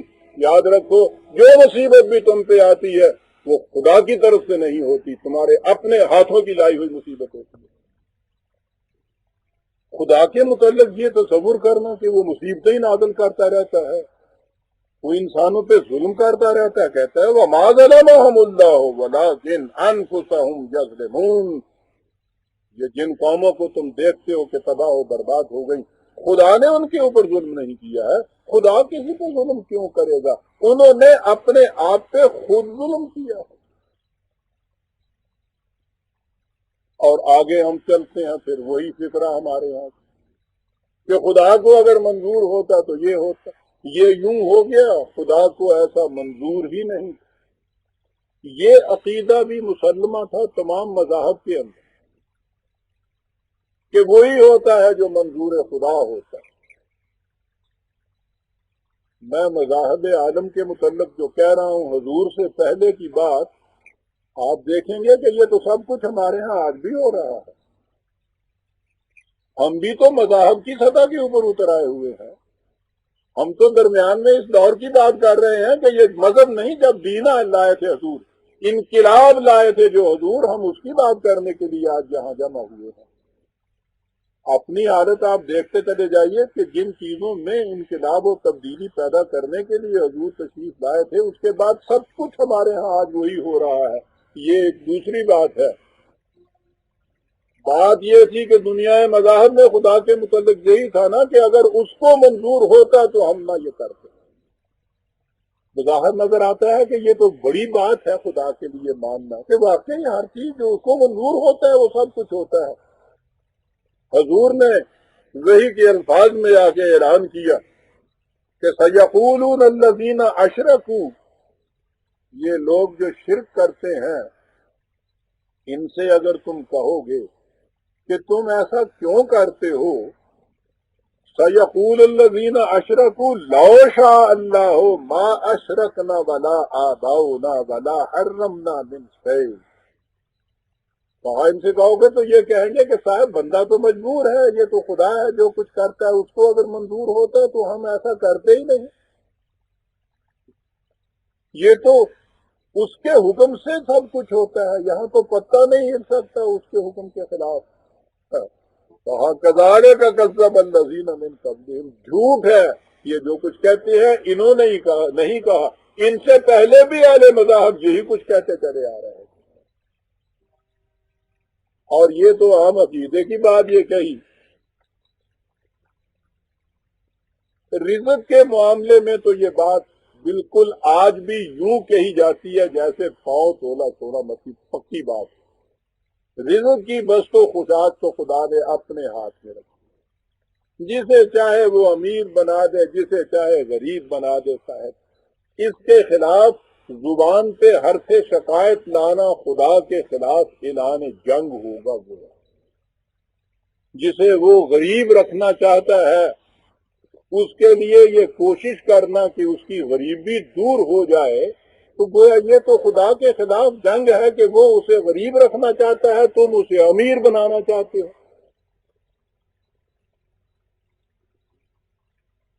یہی وہ چیز قرآن کریم پہلے ان خدا کے ماننے والوں کے متعلق کہتا ہے کہ وَإِذَا قِيلَ لَهُمْ أَنفِقُوا مِمَّا رَزَقَكُمُ اللَّهُ، جب ان سے کہا جاتا ہے، ان کے متعلق کہا جاتا ہے، یہ جو کفر کرنے والے لوگ، ان سے جب کہا جاتا ہے، پھر سن رکھیے کہ قرآن کریم نے ان خدا کے ماننے والوں کو کافر کہہ کے پکارا ہے۔ ان کے کفر کی یہ وجوہات تھی جو وہ بیان کرتا ہے۔ خدا کو تو وہ سب مانتے تھے، عرب کے مشرک بھی خدا کو مانتے تھے، عزیزان من، بت پرست بھی خدا کو مانتا ہے۔ جب ان سے کہا جاتا ہے کہ بھائی یہ لوگ جو غریب ہیں، محتاج ہیں، وہ اس قابل نہیں ہے کہ اپنی ضروریات زندگی پوری کر سکیں، معذور ہو گئے ہیں، مسکین ہو گئے ہیں، ان کی ضروریات پورا کرنے کے لیے تمہارے پاس جو تمہاری ضروریات سے فاضل ہے وہ اس کو دو۔ قال الذین کفروا، غور کیجئے گا، کافر کا لفظ آیا ہے، یہ سب خدا کو ماننے والے تھے۔ یہ لوگ جو کفر کرتے ہیں خدا سے، کس بات سے کفر کرتے تھے؟ خدا کی صحیح صفات کو نہیں مانتے تھے، کہتے یہ ہیں للذین آمنوا، ایمان والوں سے۔ اب یہ ہوئے ایمان والے، نطعم من لو یشاء اللہ اطعمہ، تم کیا کہتے ہو ہمیں؟ جنہیں خدا نہیں روٹی دینا چاہتا انہیں ہم روٹی دیں؟ توبہ توبہ، معاذ اللہ معاذ اللہ، توبہ، ایسی بات ہو سکتی ہے کیا؟ ساری دنیا کے اندر یہ مسلمہ عزیزان من، غریبی اور امیری خدا کے ہاتھ میں۔ اس کے بعد یہ منطقی نتیجہ ہے اس کا، یہ لاجیکل انفرنس ہے اس کی کہ اگر اس کے ہاتھ میں ہے تو جسے اس نے محتاج اور غریب بنایا ہے، اس کی محتاجی اور غریبی کو دور کرنے کی کوشش خدا کے خلاف اعلان جنگ ہے۔ یہی وہ بات انہوں نے کہی، کہا ان سے کہو ان انتم الا فی ضلال مبین، کتنی کھلی ہوئی گمراہی کے اندر ہو تم لوگ۔ عزیزان من، جس چیز کو خدا کا سب سے بڑا وصف بیان کیا جاتا تھا، جو ایمان یہ تھا کہ خدا کے ہاتھ میں یہ سب کچھ ہے، خدا اسے कुफर करार देता। हजूर ने आकर जो इनकलाबी आवाज बुलंद की वो इसको जलाल मुबीन कहकर पुकारता है। कहा, ये तंगी और तुर्की जिसे तुम कहते हो, कानून ये है वमन आरज़ा अन जिक्री फइन्ना लहू मईशतन ज़न्का। हमारे यहाँ कानून चलता है, जो भी हमारे कवानीन से इराद बरतता है उसकी रोजी तंग हो जाती। देखा कानून वाला खुदा, देखा आपने कि वो एक एक तस्वुर जो पीछे से चला आता था खुदा के मुतल्लिक, किस तरह से उसको जग बुनियाद से उखेड़ के उसकी जगह एक नई इमारत उसवार की है जिसकी बुनियादें कानून के ऊपर से उठ रही है। जो हमारे कवानीन से इराद बरतता है उसकी रोटी तंग हो जाती है। यहाँ फर्द का सवाल नहीं है, यहाँ इज्तिमाई निजाम का सवाल है कि जो इज्तिमाई निजाम मईशत तुम्हारा खुदा के कवानीन को छोड़कर अपने तराशीदा कवानीन के ऊपर चलता है, उसमें ये कैफियत होती है कि किसी के यहाँ, जैसा मैं कहा करता हूँ कि किसी के यहाँ तो इतना ज्यादा अफराद से है कि उनके कुत्तों को जो कुछ मिलता है दूसरे गरीब के बच्चों को वो कुछ नसीब नहीं होता। ये हमारे कानून से एराज का नतीजा है जो भूख और अफलास किसी कौम के अंदर आती है। हमारा कानून ये है कि रात को कोई एक फर्द भी उसमें भूखा नहीं सो सकता। ये आगे चल के मैं भी अर्ज करूंगा कि हुजूर ने इन कवानीन को अमलन मुतशक्किल करके किस तरह से दिखाया। आज का तो मौजू ये रहेगा। मलूकियत ने तो ये किया कि रिज़्क़ के सारे जराए जो थे अपने कब्जे में ले लिए और अपनी मर्जी के मुताबिक फिर उनकी तकसीम की। जिसने उन्हें खुश कर दिया वो निहाल हो गया, जिस पे वो नाराज हो गए उसके घर के अंदर का भी छीन के ले गए। अब आगे बढ़े ये इनके मुहाफिज, ये आपके यहाँ का मजहबी पेशवाइयत का तबका, ख्याल पैदा हुआ कि जिनके यहाँ रात को खाने पे भी नहीं है उनके दिल में अगर ये ख्याल पैदा हो गया कि साहब इनको इतना कुछ मिल रहा है, हमारे बच्चे भूखे मर रहे हैं, तो कभी सरकशी या बगावत का ख्याल न दिल के अंदर पैदा हो जाए। ये जो ख्याल है इसको रूबा तस्कीन करने के लिए मजहबी पेशवाइयत आगे आती है। पहले अकीदा के ये सब खुदा का दिया। गरीब ने एतराज किया कि साहब ये कैसा खुदा है, हमें दुनिया में भेज दिया हमारी मर्जी के बगैर, हमसे पूछे बगैर, और सारी जिंदगी इन मसाइब और तकालीफ के अंदर हमारी गुजर बसर हो रही है, तो ये सब कुछ खुदा की मर्जी से हो रहा है, उसके हुक्म से हो रहा है, हमने क्या किया था। और कहा भोले बादशाह, दुनिया चंद रोजा है, इसमें हमारे तो रुगबत सांस के साथ है, जब आदमी मर जाता है दोनों चीजें खत्म होती हैं। देखो ये कि अबदी जिंदगी के आमद के बाद जन्नत की ये सब तुम्हारे हिस्से में आएगी, इनमें से एक आदमी भी वहां नहीं जाएगा। शुक्र करो खुदा का कि लोग गरीब हो, थपकियां दे दे कि उनको सुलाना सीखा। आपको पता है कि इस इनकलाब आखिरी रसूल अकरम सल्लल्लाहु अलैहि वसल्लम की जुबान मुबारक से ज़रिए खुदाबंदी ने क्या कहा। अभी जो मैंने आज तलावत की है आधा हिस्सा है उसका। पहली तो ये चीज थी ना, वमन आरज़ा अन ज़िक्री फ़इन्ना लहू मईशतन ज़न्का, वो सामने पूरी आयत आगे आएगी। जिसने भी हमारे कवानीन से एराज बरता उस कौम की रोजी तंग हो गई। और याद रखो, जिस कौम को फराखी से रिज़्क नहीं मिलता ये न समझो कि वो आखिरत में जन्नत की मालिक होगी। व नाशुरुहु यौमल क़यामत आमा, और ये कौम क़यामत के दिन भी अंधी उठेगी। और हुजूर ने इन अफ्यूम देने वालों के इस नशा आवर थपकियों को ये कह के मिटा दिया। हुजूर ने ये फरमाया था कि अल फक्र सवादुल वजह फिद्दारैन, इसी कुरान की आयत की तफसीर थी कि याद रखो गरीबी, मोहताजी और फकीरी जो है दुनिया और आखिरत दोनों में मुंह कालब का बायस। غریبی کو خدا کی رحمت قرار دینے والے یہ تھے مذہب پرست دنیا جو لیے چلی آ رہی تھی، اور یہ تھا جو اس کے خلاف اس کی جڑیں تک کاٹ دی کہ تم ان کو یہ کہہ کے تھپکیاں دے کے سلاتے ہو کہ یہ غریبی، یہ مفلسی، یہ محتاجی، یہ فقیری، یہ گداگری خدا کی طرف سے اور باعث برکت ہے، عاقبت میں تم ہی جنت کے وارث ہو۔ حضور نے قرآن کی اس آیہ جلیلہ کی تفسیر میں یہ فرما دیا کہ یاد رکھو محتاجی اور مفلسی یہ فواد الوجہ ہے فی الدارین، دنیا اور آخرت دونوں میں تعلق کا باعث، روح سیاہی کا باعث۔ اب یہ تھپکیاں دینے والے آ گئے، کہا یہ خدا کے مقرب بنے بیٹھے ہیں، ان کے تقدس کے پردوں کو ذرا اٹھا کے دیکھیے، ایک طرف کر کے دیکھیے، اور اس کے نیچے سے کیا نکلتا ہے؟ اِنَّ كَثِيرٌ مِّنَ الْأَحْبَارِ وَالرُّهْبَانِ لَيَأْكُلُونَ أَمْوَالَ النَّاسِ بِالْبَاطِلِ وَيَصُدُّونَ عَن سَبِيلِ اللَّهِ۔ یہ جو تمہیں علماء شریعت اور ارباب طریقت نظر آتے ہیں، ان میں سے اکثریت کی کیفیت یہ ہے کہ یہ لوگوں کا مال بغیر کچھ کام کاج کیے ہوئے کھاتے رہتے ہیں۔ باطل ہوتا ہے کوئی چیز خود پروڈیوس نہ کی جائے۔ موسٹ ان پروڈکٹیو آپ دیکھیں گے اگر گروہ دنیا میں تو یہ مذہب پرستوں کا ہوتا ہے۔ ایک موچی بھی جوتی گانٹ کے کچھ کماتا ہے۔ آپ دیکھیے ان کی زندگی، ساری زندگی کوئی کام ہی نہیں کرتے۔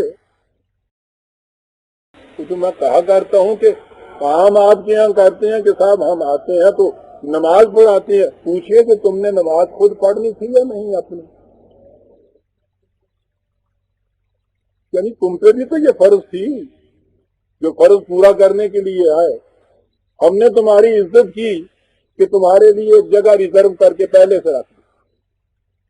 کسی کو جگہ ملے یا نہ ملے، دھوپ میں سڑک میں بھی کھڑا ہوا ہو، تم سب سے آخر میں بھی آؤ، ہم نے آپ کو سب سے آگے کھڑا کیا۔ صاحب اتنی عزت تمہاری ہم نے یہ کی، اپنی نماز تم نے پڑھی، نماز پڑھنے کے بعد کہیں گے خود ہوتا کہ ساڑھے۔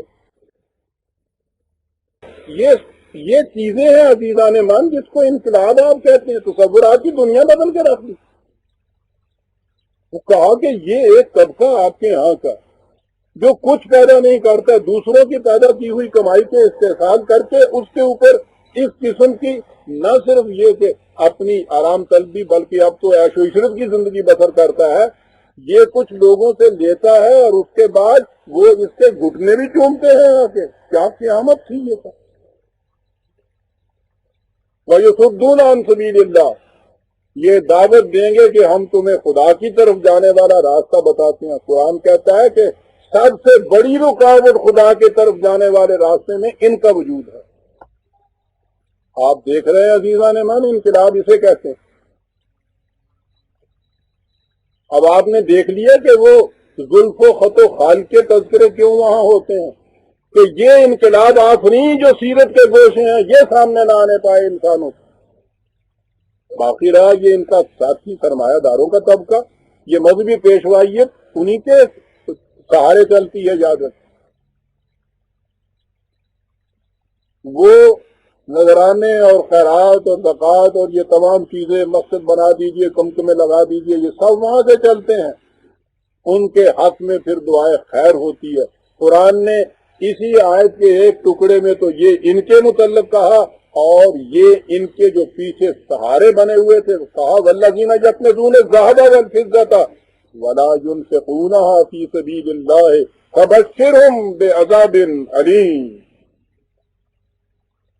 یہ جو مال و دولت کے ڈھیر دبا کے دے ڈرتے ہیں، اپنی ذات کے لیے ان کو مختص کر کے رکھ لیتے ہیں، کسی دوسرے کا اس میں حصہ نہیں ہوتا سوائے ان کے کہ جن کو پالنا مقصود ہوتا ہے انہیں۔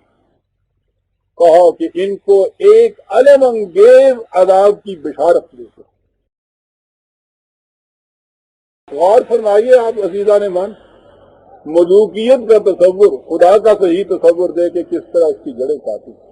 مذہبی پیشوائیت جس میں ارباب شریعت اور طریقت دونوں آ جاتے ہیں، ان کے متعلق کہا کہ خدا کی طرف جانے والے راستے کے اندر کوٹ بن کے روک بن کے کھڑے ہوئے ہیں، سرمایہ داری کا طبقہ یہ کہا کہ ان کی مال و دولت جہنم کی آگ میں تپائی جائے گی اور اس سے ان کی پیشانیوں کو عتیقوں کو داغا جائے گا.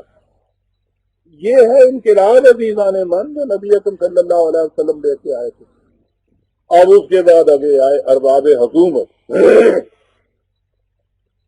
اگرچہ ملوکیت ہی کی ایک بات ہوتی ہے لیکن یہ تو قرآن تھا. یہ تو قیامت تک کے انسانوں کے لیے انقلاب آخری پیغام تھا. معلوم تھا اس عالم الغیب کو کہ آگے چلنے کے بعد انہوں نے بادشاہت کا لفظ تو اڑا دینا ہے، لیکن لفظ کے اڑانے سے تو حقیقت نہیں بدل جاتی. اس نے تصور یہ دیا کہ اگر حکومت کا انداز یہ ہے، اس کا لباس نقاب الفاظ کچھ بھی کیوں نہ ہو، کہ کوئی انسان یا انسانوں کا گروپ یا گروہ دوسرے انسانوں کے اوپر حکومت کرتا ہے تو یہ خدائی کا دعویٰ ہے. کسی انسان کو حق حاصل نہیں ہے. ما کان لبشر ان یؤتیہ اللہ الکتاب والحکم والنبوۃ ثم یقول للناس کونوا عبادا لی من دون اللہ وَلَٰكِنْ كُونُوا رَبَّانِيِّينَ بِمَا كُنْتُمْ تُعَلِّمُونَ الْكِتَابَ وَبِمَا كُنْتُمْ تَدْرُسُونَ. کسی انسان کو، کسی بشر کو یہ حق حاصل نہیں ہے.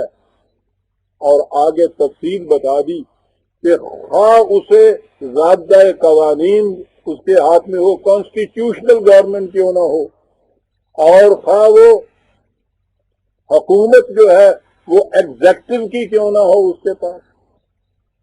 اور آگے یہ ہے کہ خواہ اسے نبوت بھی کیوں نہ دے دی جائے، کسی انسان کو حق حاصل نہیں ہے کہ وہ کسی دوسرے انسان سے یہ کہے کہ تم میرے محکوم بنو.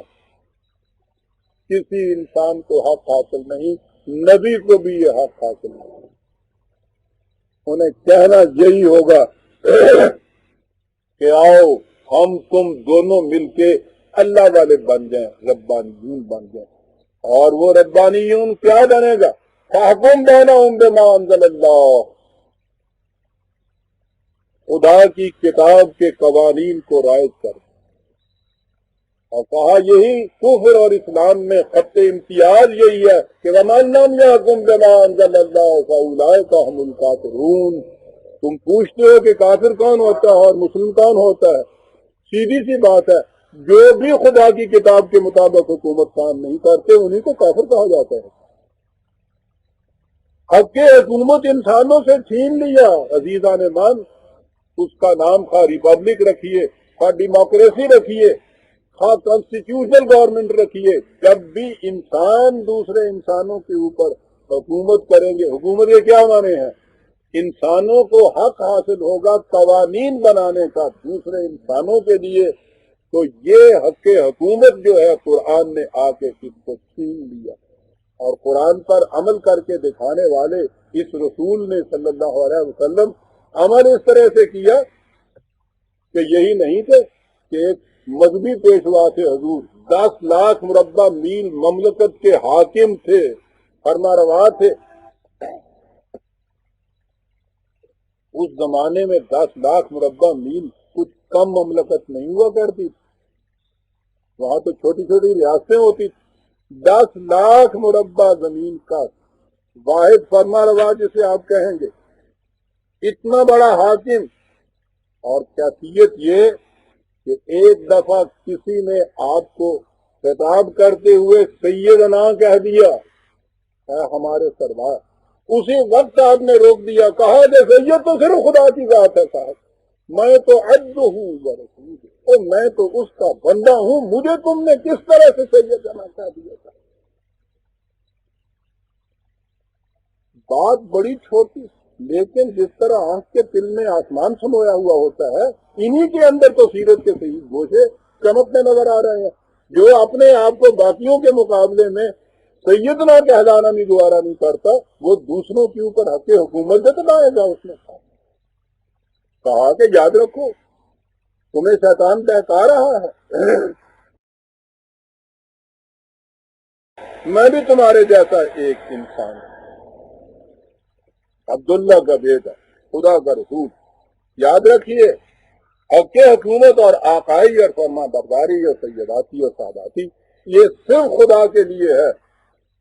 सरवरी जेबा फकत उस जात दे हमता तो है, हुक्मरां है एक वही बाकी बुताने आदरी।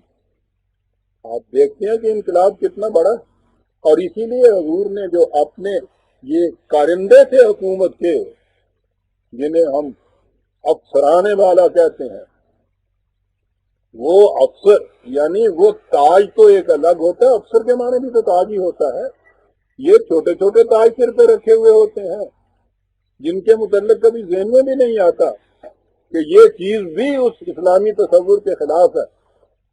इस्लामी तसव्वुर सदर अव्वल की ममलकत में नबी अकरम सल्लल्लाहु अलैहि वसल्लम ने ये जो हुकूमत के कारिंदे थे उनको उम्माल कह के पुकारा था, काम करने वाले लोग, अफसर कह के नहीं पुकारा। उलील अमर है वो, हुकूमत के अहकाम को नाफिज करने की जिम्मेदारी उनके ऊपर है, लेकिन कैफियत उनकी उम्माल की है। और कुरान ने इसीलिए इनको, कुरान ने भी इनको यही कह आमिलीन कह के पुकारा है, काम करने वाले। किसी को इससे ज्यादा कोई दर्जा ही नहीं। और ये जिसे हम रियाया और हाकिम कह देते हैं, एक फिक्रा है नबी अकरम सल्लल्लाहु अलैहि वसल्लम का। अजीज़ान ईमान, वो अहादीस जो वाकई सही हुजूर की हो सकती हैं, वो तो पत्थरों के ढेर में चमकते हुए हीरे की तरह जगमगा उठती है। हुजूर ने फरमाया कि याद रखो, जिसने अपने किसी हाकिम को, जिसे वो अपने ज़हन में बड़ा हाकिम समझता है, उसे खुश करने के लिए कोई ऐसी बात कह दी जो खुदा के कानून के खिलाफ जाती है, उसने अपना घर जहन्नम में बना दिया। खुदा को खुश करना तो एक तरफ रहा, इनके मुतल्लिक आप ये सोचिए कितनी बड़ी चीज कह दी। ये सारी तबाहियां हमारी खुशामद के जरिए से आती कि वो जो कहे रात को दिन है, तुम कहो चांद निकला हुआ है। खुशामद की जड़ काट के रख दी कि कोई बात ऐसी जो खुदा के कानून के खिलाफ जाती है, तुम किसी हाकिम को खुश करने के लिए अगर कह दो, वो तो जहन्नम में जाएगा, साथ तुम भी उसके जहन्नम में जाओ। और ये जो चीज रोज हम रोते हैं कि साहब ये रिश्वत लेता है, राशि है, निजाम ही उस पे चल रहा है, ये हम उसके मुतल्लिक कहते हैं लेता है, रोज देते हैं जाके उसको रिश्वत। अपने मुतल्लिक कभी कुछ नहीं कहते, लेता है, छत पे से आती है वो रिश्वत। जब वो पकड़ा जाता है तो उस वक्त खुश होते हैं कि अच्छा हुआ था, इसकी कैफियत ये थी, बड़ा राशि था, बहुत रिश्वत। वो किससे लेता था? तुम्ही ने तो ये सब कुछ किया। इन्हें तो इनके सिवा कोई कुछ ना कहता था। हुजूर तुमने बनाया, जनाब तुमने किया। वहां कैफियत ये थी कि एक आमिल ममलकत के महासिल को इकट्ठा करके, कलेक्टर जिसे आप कहते हैं, आया, उसने आगे कहा तो ये तो है रेवेन्यू जो मैं ले आया हूं, और ये कोई इतनी सी चीज जो थी ये उन्होंने मुझे बतौर तोहफा दी है। आपने फरमाया कि अच्छा तुम्हें बतौर तोहफा दी है? तो जी हाँ। कहा कि जब तुम ये आमिल नहीं थे और बैठे हुए थे घर में, उस वक्त भी तुम्हें वो तोहफे भेजा करते थे? आज ही नहीं, उस वक्त तो नहीं। तो कहा कि ये इस निस्बत से है ना कि तुम आमिल हो हुकूमत के, ये भी उसी तरह से हराम है जिस तरह से कि रिश्वत हराम है। एहतियात की ये कैफियत, और ये बड़ी जरूरी है कि इन छोटी छोटी चीजों के अंदर एहतियात बरती जाए। वरना वही चीज जो सादी ने कहा है कि अगर एक अंडे के मुतल्लिक आपने एहतियात न बरती जो एक सिपाही ले गया है, याद रखो, तो उस गांव की कोई मुर्गी सलामत नहीं रहेगी इसके बाद। यहां तक हुजूर एहतियात बरतते थे। हाँ, अब हमारे सामने अजीजा ने मान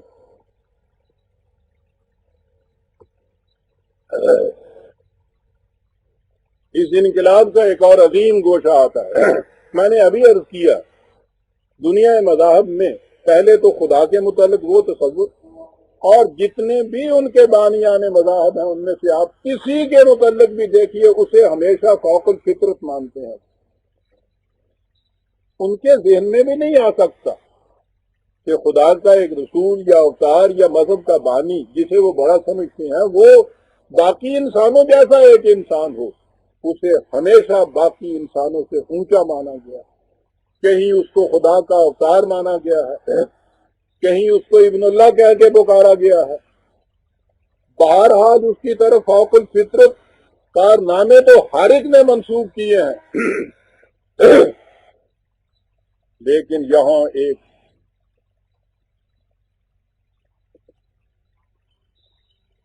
عظیم رسول آتا ہے جو ایک ایک سانس میں اعلان کرتا چلا جاتا ہے کہ انما انا بشر مثلکم.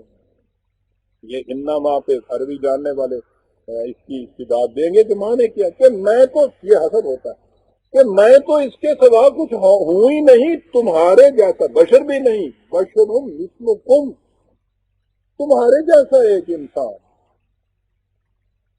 غور فرمایا آپ نے کہ وہ تصور جو خدا کے بعد آتا تھا بانی مذہب کا، اس تصور کی جڑ کیسے کاٹ کے رکھ دی.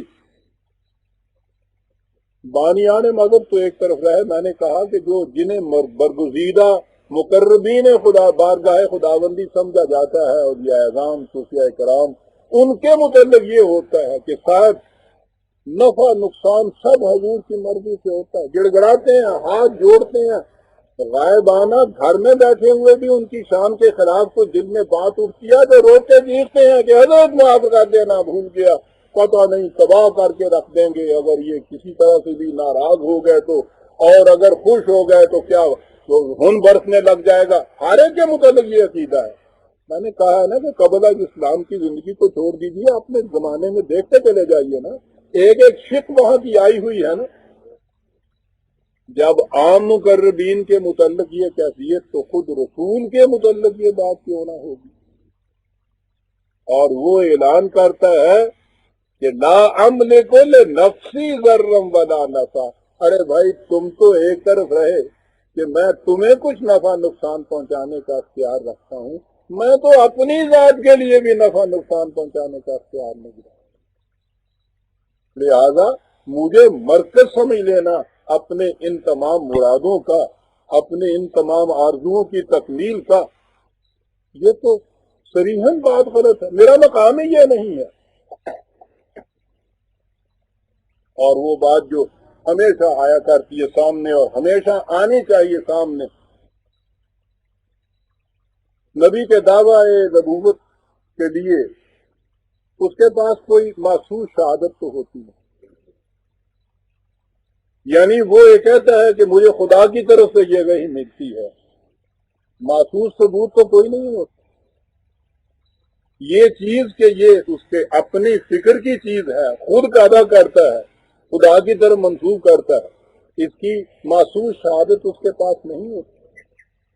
وہ تو اس کی صداقت کے اوپر ایمان ہے جو اس چیز پہ انسان کو لاتا ہے، اور یہ چیز بڑی مشکل ہوتی.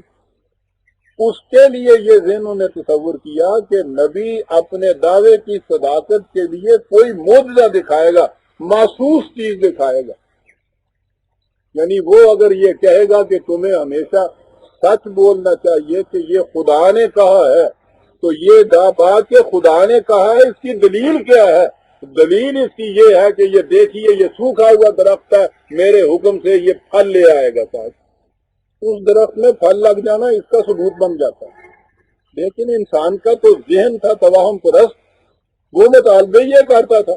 نبی اکرم صلی اللہ علیہ وسلم سے یہ مطالبے ہوئے کرنے تھے انہوں نے.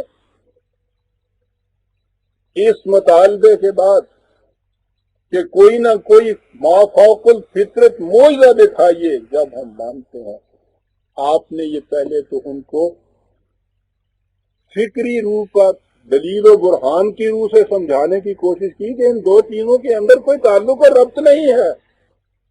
میں کہتا یہ ہوں کہ کسی غریب کا مال حرام طور پہ نہیں کھانا چاہیے، تم کہتے ہو کہ یہ بات جو تم کہتے ہو خدا کہتا ہے، اس کا ثبوت اس طرح سے ہم مانگیں گے کہ تم اس چلتے ہوئے دریا کو کھڑا کر دو. تو کہا کہ سوچو تو صحیح، اگر میں یہ کر بھی دوں تو اس کے ساتھ اس کا کیا تعلق ہے؟ انہوں نے کہا کہ پھر اس کا ثبوت کیا ہے کہ آپ جو یہ دعویٰ کرتے ہیں کہ خدا کی طرف سے ہے یہ سچا ہے، تمہاری سچائی کا ثبوت کیا ہے؟ آپ نے کہا کہ میں ثبوت پیش کرتا ہوں، سب سے بڑا دعویٰ اور سب سے بڑا اس کا ثبوت، سب سے بڑا میرا معجزہ۔ انہوں نے کہا کون سا معجزہ؟ فرمایا کہ فَقَدْ لَبِثْتُ فِيكُمْ عُمَرًا مِّن قَبْلِهِ أَفَلَا تَعْقِلُونَ، میں کہیں باہر سے آیا ہوا نیا آدمی نہیں ہوں کہ تم میرے متعلق کچھ نہیں جانتے، میں نے اپنی ساری عمر تمہارے اندر بسر کی ہے، فیصلہ کرو اس سے کہ اس قسم کی عمر بسر کرنے والا آدمی سچا ہوتا ہے یا جھوٹا ہوتا ہے۔ معاملہ ختم ہو گیا۔ اور معجزہ تو صرف مخاطبوں کے لیے معجزہ ہوتا ہے، اسی دور کے لیے معجزہ ہوتا ہے، آنے والوں کے لیے تو نہیں ہوتا۔ یہ وہ معجزہ ہے جو قیامت تک کے انسانوں کے لیے معجزہ ہے کہ حضور کی سیرت، حضور کی پاکیزگی کردار، بلندی شخصیت جو ہے یہ قیامت تک کے لیے ایک معجزہ ہے حضور کی صداقت کا۔ کہا یہ کہ جس کی زندگی میں تم نے دیکھا 40 سال تک اس نے کوئی دعویٰ نہیں کیا تھا، تم یہ بتاؤ کہ کبھی اس نے جھوٹ بولا تھا؟ یہ دوستوں کی محفل میں نہیں کہا جا رہا، دشمنوں کے ہجوم میں یہ کہا جا رہا ہے۔ عزیزان من، کہو میری 40 سال کی عمر کے اندر کوئی ایک ایسی بات جس پہ تم انگلی رکھ سکو، اور اس کے بعد کہو کہ کیا ایک جھوٹے کی زندگی ایسی ہوتی ہے؟ اور کیا یہ نفسیاتی طور پہ ممکن ہے کہ 40 سال تک جو شخص ذرا سی کسی بات کے اندر بھی دھوکہ نہ دے، جھوٹ نہ بولے، اوور نائٹ اس کی کیفیت یہ ہو جائے کہ اتنا بڑا جھوٹ بول دے صبح اٹھ کے؟ ناممکن ہے۔ انہوں نے کہہ دیا کہ ہاں یہ ناممکن ہے۔ اور فرمایا آپ نے کہ یہ انقلاب کتنا بڑا ہے۔ یہ انقلاب وہ ہے کہ جو شخص بھی تم میں بڑا بننے کا مدعی ہو اس کی پچھلی ساری زندگی کو تم دیکھو کہ کیسی رہی ہے، بس یہ ہے سرٹیفکیٹ اس کے لیے۔ جس انداز کی وہ زندگی ہے اسی انداز کا وہ مستقبل میں ثابت ہوگا، یاد رکھیے۔ انسان شبہ شب بدلہ نہیں کرتا۔ اتنا عظیم معجزہ عزیزان من، دائمی ابدیت درکنار، کرامت کے لیے، سارے نوع انسانی کے لیے، کہ انسان کی زندگی جو ہے وہ ہے اس کی شہادت، اس کی سیرت کی، اس کے دعاوی کی صداقت کی اور کتنا بڑا انقلاب آفرین ہے جناب۔ اور اس کے بعد خدا کی یہ کتاب دے کر اسے خدا کی طرف سے یہ دعویٰ کہ یہ مکمل ہے، غیر متبدل ہے، محفوظ ہے ہمیشہ کے لیے، اسے دیا، اور اس کے بعد نوع انسانی کو شخصیت پرستی کی غلامی سے کس طرح سے آزاد کرایا۔ عزیزان مان، یہ ہے وہ بات جو ختم نبوت کے اندر پنہا ہے۔ ہم نے کبھی غور ہی نہیں کیا کہ ختم نبوت کیا ہے۔ غور نہ کرنے کا نتیجہ تھا کہ 90 یا 80 سال تک ہم وہ خاتم النبیین کی طے کی زبر اور زیر کے الجھن میں ہی الجھے رہے، انہی مباحثوں کے اندر الجھے رہے، اس کی اہمیت ہمارے سامنے ہی نہ آئی۔ اہمیت ختم نبوت کی یہ ہے کہ یہ خدا کی کتاب محفوظ اور سیلڈ آ گئی، اس میں کوئی تبدیلی نہیں ہو سکتی، اضافہ نہیں ہو سکتا، رد و بدل نہیں ہو سکتا، اسے آپ دیکھ لیجئے۔ اور اس کے بعد اعلان کیا کہ قیامت تک اب کوئی شخص تم سے آ کے یہ نہیں کہہ سکتا کہ میری بات مانو، یہ بات میری نہیں، خدا کی بات ہے۔ اب کوئی یہ نہیں کہہ سکتا ختم نبوت کے یہ معنی ہیں۔ کتنی بڑی آزادی کی نعمت ہے جس سے کہ نوع انسانی کو نوازا گیا۔ اس کتاب کو تم دیکھ لو، یہ تمہارا ٹھکتا ہے، مان لو، اس کے سامنے سر تسلیم ہم کر دو۔ اس کے بعد کوئی انسان ایسا نہیں آئے گا جو تم سے یہ کہے کہ اپنی بات منوائے کہ یہ خدا نے مجھے کہا ہے اور میں خدا کا حکم تمہیں دے رہا ہوں۔ یہ وہ چیز تھی۔ علامہ اقبال نے لکھا ہے اسلام کا بنیادی تخیل یہ ہے کہ اب وحی کا دروازہ بند ہو چکا ہے، اس بنا پر ہمیں دنیا کی سب سے زیادہ آزاد قوم ہونا چاہیے۔ پہلے زمانے کے مسلمان جو ایشیائے قبل از اسلام کی غلامی سے نئے نئے آزاد ہوئے تھے، اس پوزیشن میں نہیں تھے کہ ختم نبوت کے اس بنیادی تخیل کی اہمیت کا صحیح اندازہ کر سکتے، لیکن دور حاضر کے مسلمان کو چاہیے کہ وہ اپنی پوزیشن کو اچھی طرح سے سمجھے اور قرآن کے غیر متبدل اصولوں کی روشنی میں اپنے معاشرہ کی تشکیل جدید کرے اور وہ عالمگیر جمہوریت قائم کر کے دکھا دے جو اسلام کی اصل و غایت ہے، لیکن جو ابھی تک پورے طور پر بے نقاب ہو کر دنیا کے سامنے نہیں آئی۔ قرآن کے غیر متبدل احکام و اصول و اقدار و قوانین، ان کی روشنی میں اپنے زمانے کے تقاضوں کے مطابق عقل و فکر کی روح سے باہمی مشاورت سے معاملات طے کرتے چلے جائیے۔ اب کوئی فوق الفطرت ہستی، فوق الفطرت سرچشمہ سے کوئی چیز کہنے کے لیے تمہارے پاس نہیں آ سکتی۔ آنے والا آ چکا آخری بار، اب کوئی اور آنے والا نہیں تمہارے پاس۔ بڑا عظیم انقلاب ہے عزیزان من جو حضور نے ختم نبوت کے عقیدے کی روح سے خدا نے حضور کی وساطت سے ہم تک پہنچایا۔ اس میں قانون کی کار فرمائی، اصولوں کی ابدیت وہ ایک طرف آ گئی اور عقل اور انسانی علم کی فوقیت اور اہمیت وہ دوسری طرف ہمارے سامنے آ گئی۔ ساری دنیا کے مذہب کسی کو لے لیجئے، عقل کے پیچھے لٹ لیے پھرتے، لیکن قرآن کریم میں آپ دیکھیے شاید ہی کوئی صفحہ ایسا اس میں ملے کہ جس میں عقل اور فکر کی اہمیت کو اجاگر نہ کیا گیا۔ یہ ختم نبوت کا ہی صدقہ ہے حقیقت۔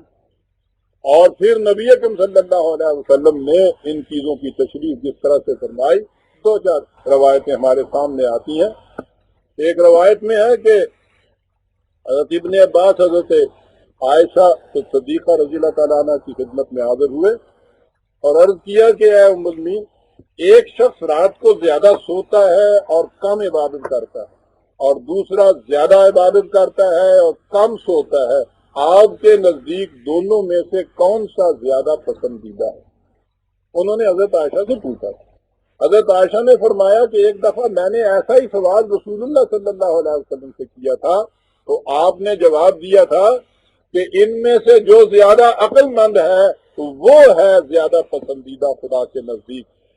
میں نے عرض کیا یا رسول اللہ، میں نے تو ان کی عبادت کے متعلق پوچھا تھا، آپ نے فرمایا کہ اے عائشہ ان کی عقلوں کے متعلق سوال ہوگا، پھر جو شخص زیادہ عقل مند ہوگا اور قوانین خداوندی کی پابندی اس طرح سے کرے گا وہی دنیا اور آخرت میں افضل ہوگا۔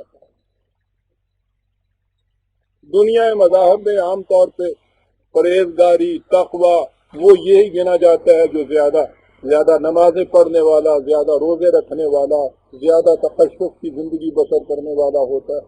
حضور نے یہ فرمایا کہ یاد رکھو مسلمانوں میں کامل ایمان اس کا ہے جس کے اخلاق سب سے اچھے۔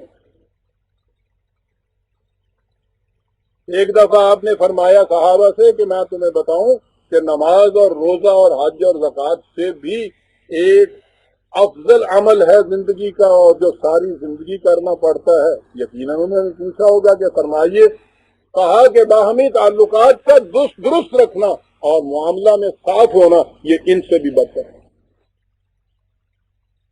دیکھتے ہیں عملی زندگی کے اندر کیا چیز ہے، اور ایک چیز تو وہ ایسی ہے کہ جس پہ تو جان نثار کرنے کو جی چاہتا ہے۔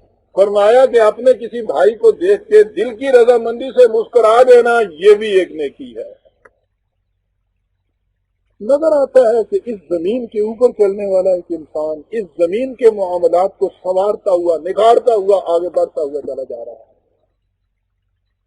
اور یہ وہ چیزیں ہیں جو قیامت تک کے لیے آپ کی رہنمائی کے لیے شمع ہدایت بنتی چلی جاتی۔ قرآن کریم کی اس تعلیم اور حضور کی اس عملی زندگی کا نتیجہ یہ تھا کہ توہم پرستیاں ہر قسم کی آپ نے اٹھائی.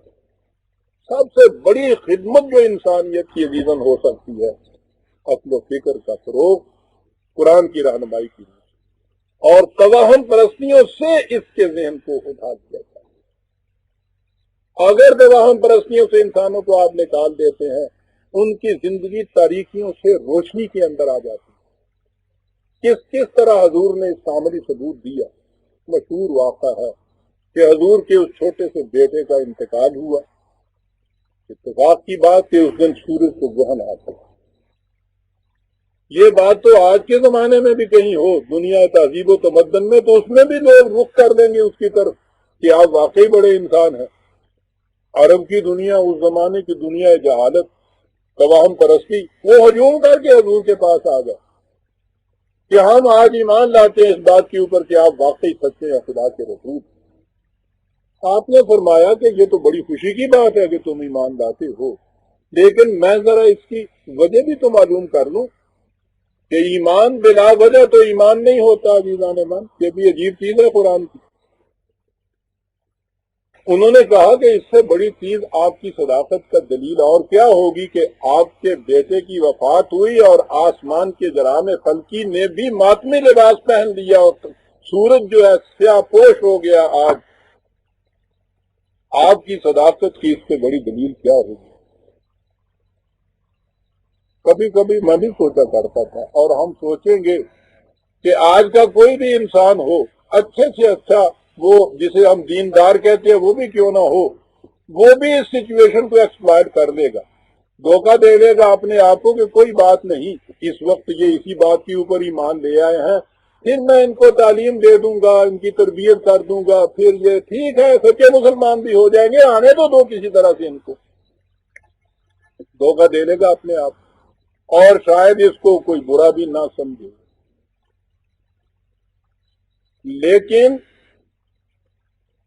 اس رسول انقلاب آفرین صلی اللہ علیہ وسلم کو دنیا کے سامنے ایک نمونہ پیش کرنا. آپ نے ان سے کہا کہ بھائی آپ نے یہ جو سمجھا ہے یہ غلط سمجھا ہے. 1400 سال پہلے کی بات ہو رہی ہے عزیزان من. چاند اور سورج کو گہن خدا کے طبیعیاتی قوانین کے تابع لگتا ہے. اس میں کسی کا بیٹا تو ایک طرف، کسی کی اپنی موت اور زندگی کا بھی کوئی سوال نہیں ہوتا. لہذا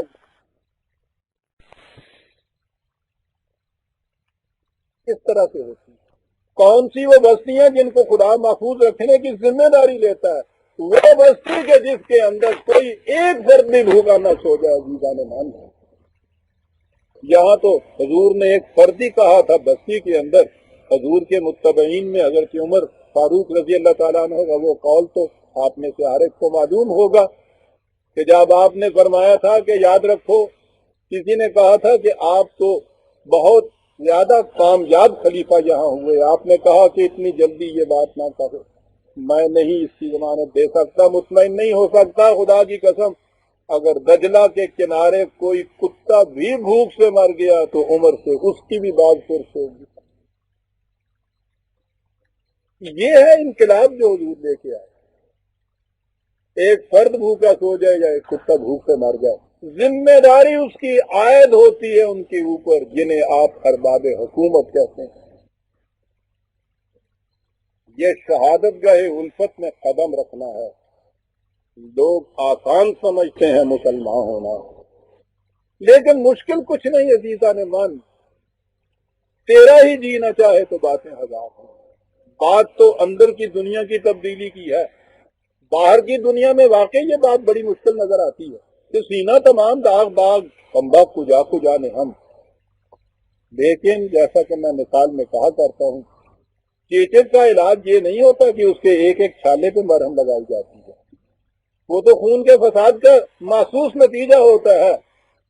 اندر سے جو جراثیم خون کے اندر ہوتے ہیں ان کو علاج کرنے کی ضرورت ہوتی ہے. چیچک خود بخود ٹھیک ہو جاتی ہے. ہمیں جو اتنی برائیاں نظر آ رہی ہیں معاشروں کے اندر، اور مایوس ہو رہا ہے اس وقت انسان सबसे बड़ी खराबी हमारे माशरे की जिंदाने में ये है, हमारा ही नहीं दुनिया भर के माशरे की, कि इंसान मायूस हो चला है। इंसान अपनी तरफ से मायूस हो चला है, अपने मुस्तकबिल की तरफ से मायूस हो चला है। और जब मायूसी छा जाएगी तो फिर जहाँ इबलीसियत छा जाएगी सारी दुनिया के ऊपर, इबलीस के माने ही मायूस होते हैं। ये चीज इस गलत निजाम का नतीजा है। जिम्मेदारी की बात है साहब। खुदा उस बस्ती को महफूज रखता है जिसके अरबाब नज़्म नस्क अपनी जिम्मेदारी समझे कि वहाँ ये कैफियत न पैदा हो जाए कि बाकी खाकर सोए और एक भूखा सो जाए। ये था इनकलाब अजीम जो हजूर ने बर्पा किया। ये था वो इत्मीनान और वो जमानत कि जो इन्होंने हासिल की इस बात की कि हमारे निजाम में ये कैफियत हो। और इनकलाब, सबसे बड़ा इनकलाब, वो भी एक फिक्रे की बात है। औरत पता नहीं जिसे हम अज़ल कहते हैं, उस जमाने से ये बेचारी मजलूम और मकहूर और ज़ईफ और नातवां और ज़ेर दस्त चली आ रही है मुसलमान तौर से, जिसकी पैदाइश का मकसद ही रवायत में ये बताया हो कि आदम तन्हाई में उदास हो गया था, उसके बहलाने के लिए झुंझुना बना दिया अल्लाह मियां ने। काका खेलिया करेगा, माज़अल्लाह माज़अल्लाह। यानी पहला तसव्वुर ये है ना, और ये तौरात का या इसराइलियात का दिया हुआ तसव्वुर नहीं है, मज़ाहब आलम की कैफियत ही ये है। शिवजी और पार्वती भी इसी तसव्वुर की मासूम शक्लें। पहले दिन से औरत की ये कैफियत मुतय्यन की हुई चले आ रही थी। सबसे ज्यादा बेचारी गैर महफूज, हर मकाम पे मर्द का सहारा ढूंढने वाली, कहीं अपने आप को महफूज न पाने वाली। नबी अकरम सल्लल्लाहु अलैहि वसल्लम से यह सवाल किया गया कि आप जिस किस्म की ममलकत कायम करना चाहते हैं उसकी कोई एक अजीम खुसूसियत बताइए कि उसमें क्या होगा।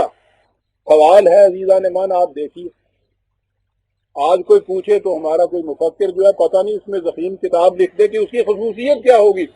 सुनिए अजीज़ान मान, आप जांच कीजिए इस निगाह बसीरत की कहाँ जाके उंगली रखी है। कहा उसकी खुसूसियत कुबरा ये होगी कि एक औरत तन्हा यमन से चलेगी, शाम तक इन सहराओं में चली जाएगी और उसको खुदा के सदा किसी का डर नहीं होगा। अल्लाह अल्लाह। और महज ये अल्फाज नहीं दोहराए, वो ममलकत कायम करके बता दी कि जिसमें किसी मर्द छोड़ के मैंने अर्ज किया किसी औरत तक को खुदा के सिवा किसी और का डर नहीं होता। कुरान में भी माहौल यही बताया है निजाम का कि ला खौफुन अलैहिम वला हुम यहज़नून। और अलैहिम जब कहा है तो उसमें मर्दों को ही नहीं कहा है, उसमें तो औरत भी उसमें आती है। हुजूर ने मिसाल दी है कि जिस माशरे में, और मैं कहता हूँ इसको फैलाते चले जाइए, औरत गैर महफूज मर्द के हाथों से होती थी। अब ये जो महफूज चली है यमन से शाम तक, तो ये तो है नहीं ना कि खुदा ने रास्ते भर में कुछ किले बना दिए हैं कि वो उसके अंदर से चली जा रही है, फरिश्तों के जलो भेज दिए हैं कि दाएं बाएं फौज उसको मुहीब किए हुए लिए जा रही है। ये महफूज जो हुई है तो किस तरह महफूज हुई? मर्दों का किरदार इतना ऊंचा कर दिया है कि कोई उसकी तरफ निगाह बद से देख नहीं सकता। यूं औरत की हिफाजत होती। चंद गोशे मैंने आपके सामने पेश किए और एक असूली चीज हजूर ने जो पेश की, जो मैंने अर्ज किया है कि क़यामत तक के लिए वो चीज आपके लिए एक मुसलसल इनकलाब, अबदी इनकलाब की रहनुमाई आपके सामने पेश की। जिंदगी अगर जामिद हो जाए, एक मकाम पर आके रुक जाए, कुरान करीम ने इसे जहन्नुम कहा है। जहन्नुम के लिए एक लफ्ज जहीम भी उसके यहाँ आता है। जहीम के माने ही है रोक जहां आगे ना जाया जा सकता। आज की साइंस की तहकीकात की रूह से भी, तारीख की रूह से भी انسانی زندگی کا کارواں متحرک چلا آتا ہے، زندگی میں ارتقاء ہے، اس میں آگے بڑھنا ہے۔ کسی ایک مقام کے اوپر بھی جہاں یہ رک کے کھڑی ہو جاتی ہے کہ بو فساد کی آتی ہے بند پانی میں، ندی جب رک جاتی ہے تو جوہر بن جاتی ہے، جوہر بننے سے اس کا پانی جو ممد حیات تھا وہ اتنا متعفن ہی نہیں ہوتا، زہریلا ہو جاتا ہے کہ اس سے انسان کی موت واقع ہو جاتی ہے۔ انسانی زندگی کی جوئے رواں کی بھی یہ کیفیت ہے، زندگی جوئے روان اس کو رواں خواہد بود، اس کے آگے چلنے کا نام ہی حقیقت میں انسانی زندگی ہے، اسی کو دین کہا جاتا ہے۔ بڑھتے چلے جانا، آگے بڑھتے چلے جانا، اور بڑھنے کی حد موت بھی نہیں ہے۔ موت تو صحن گلستان میں داخل ہونے کے بعد یہ باڑ لگی ہوئی ہے، اس سے زیادہ اس کی حیثیت ہی کچھ نہیں۔ باہر ندی باہر والوں کو نظر آتی ہے، ندی تو آگے جا رہی ہوتی ہے، باہر والے اسے دیکھ نہیں سکتے، پھر اسے اندر والے دیکھتے ہیں، کسی کا نام ہے موت قرآن کی روح سے۔ اگر یہ ندی کسی مقام کے اوپر رک جائے، ٹھہر جائے، آگے نہ بڑھے تو متعفن ہو جاتی ہے، جامد ہو جاتی ہے۔ جمود ہی کا نام جہنم ہے، قرآن میں نے کہا ہے۔ ماپنے کا پیمانہ اس کا یہ ہے کہ کل کے مقابلے میں یہ آج آگے کتنی بڑی ہے۔ سارے دنیا کے بڑے بڑے مفکر اس کو پیمانہ عزیزان من قرار دے رہے ہیں۔ ڈینامک لائف ہونی چاہیے، اس میں موومنٹ ہونی چاہیے، اس میں حرکت ہونی چاہیے، قدم آگے بڑھنا چاہیے۔ یہی ہے وہ چیز کہ جو تاریخ دان، بلکہ وہ فکری تاریخ دان پیش کرتے ہیں اس بات کے ثبوت میں کہ انسانیت کی تاریخ اس چیز کی گواہی دیتی ہے کہ یہ چلتی ہوئی آگے بڑھتی ہے۔ یہ ہے عزیزان من بنیادی نقطہ کاروان انسانیت کا۔ مذہب کی دنیا میں یہ ساکت اور جامد ایک مقام پہ کھڑی ہے۔ مذہب کی دنیا میں پوچھا یہ جاتا ہے ہر شخص سے کہ بتاؤ اس سے پہلے والے یہی کرتے تھے؟ وہ انسانیت کو صدیوں پہلے تک کے مقام کے اوپر کھڑا دیکھتی ہے، ہر مذہب یہی دیکھتا ہے۔ اس کے نزدیک بہترین دور ست یگ جسے آپ کہتے ہیں وہ پہلا زمانہ ہوتا ہے، ہر آنے والا دور کل یگ کہلاتا ہے۔ یہ تصور مذہب کی دنیا میں تھا، پھٹک کے رکھ دیا حضور نے یہ کہا کہ خیر القرون کرنی، کیا کہتے ہوتے پہلا دور ست یگ تھا، یہ کل یگ ہے، میرا زمانہ بہترین دور ہے زمانے کا تھا اللہ۔ اور اس کے بعد یہ کہہ دیا یاد رکھو میں تمہیں 4 لفظوں میں ایک اصول حیات دے کر جاتا ہوں، زندگی کو اس کسوٹی کے اوپر پرکھتے چلے جانا، دیکھتے چلے جانا، تمہیں معلوم ہو جائے گا کہ تم دین کے مطابق زندگی بسر کرتے ہو یا ہلاکت کے گڑھے کی طرف تم چلے جا رہے ہو۔ اور وہ 4 لفظ وہ ہیں عزیزان من، معلوم نہیں وہ دکھی ہے یا نہیں، وہ 4 لفظ یہ ہے عزیزان من، میں تو جو اس کے اوپر غور کرتا ہوں عزیزان من آسکتا رکھتا ہوں، جھوم اٹھتا ہوں۔ یہی وہ چیزیں تھیں کہ جنہوں نے حضور کی صداقت کو میرے دل کی گہرائیوں میں پیوست کر دیا۔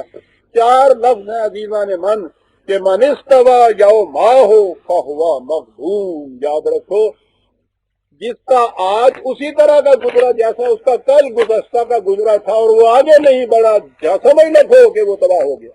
اللہ، ایک قرن، ایک زمانہ، ایک ایج، ایک دور، یہ تو ایک طرف رہا۔ ایک دن من استوى یوماہ فہو مغبون، جس کے 2 دن ایسے ایک جیسے گزر جائیں، کل کتنا ہی اچھا کیوں نہ ہو، اگر آج کا دن بھی اتنا ہی اچھا ہے، اس سے زیادہ اچھا نہیں ہے، تو کہا یہ بھی تباہ ہو جائے گا۔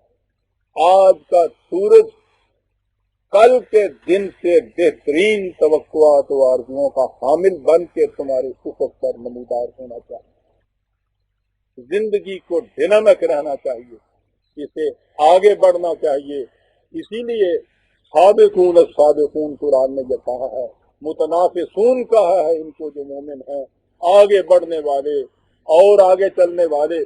اسی لیے اقبال نے جو کہا تھا کہ تو اسے پیمانہ امروز و فردا سے نماپ جاویداں پہم دواں ہر دم جواں ہے زندگی، تو وہ یہی تھی، اسی کی تفسیر تھی جو کہا گیا کہ من استوى یومہ فہو مغفور۔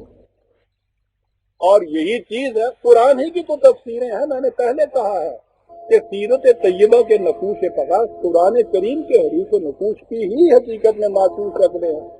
قرآن نے بھی تو یہ کہا تھا وَلْتَنْظُرْ نَفْسٌ مَا قَدَّمَتْ لِغَدٍ، آج وہ یہ دیکھے کہ میں نے کل کے لیے کیا کیا ہے۔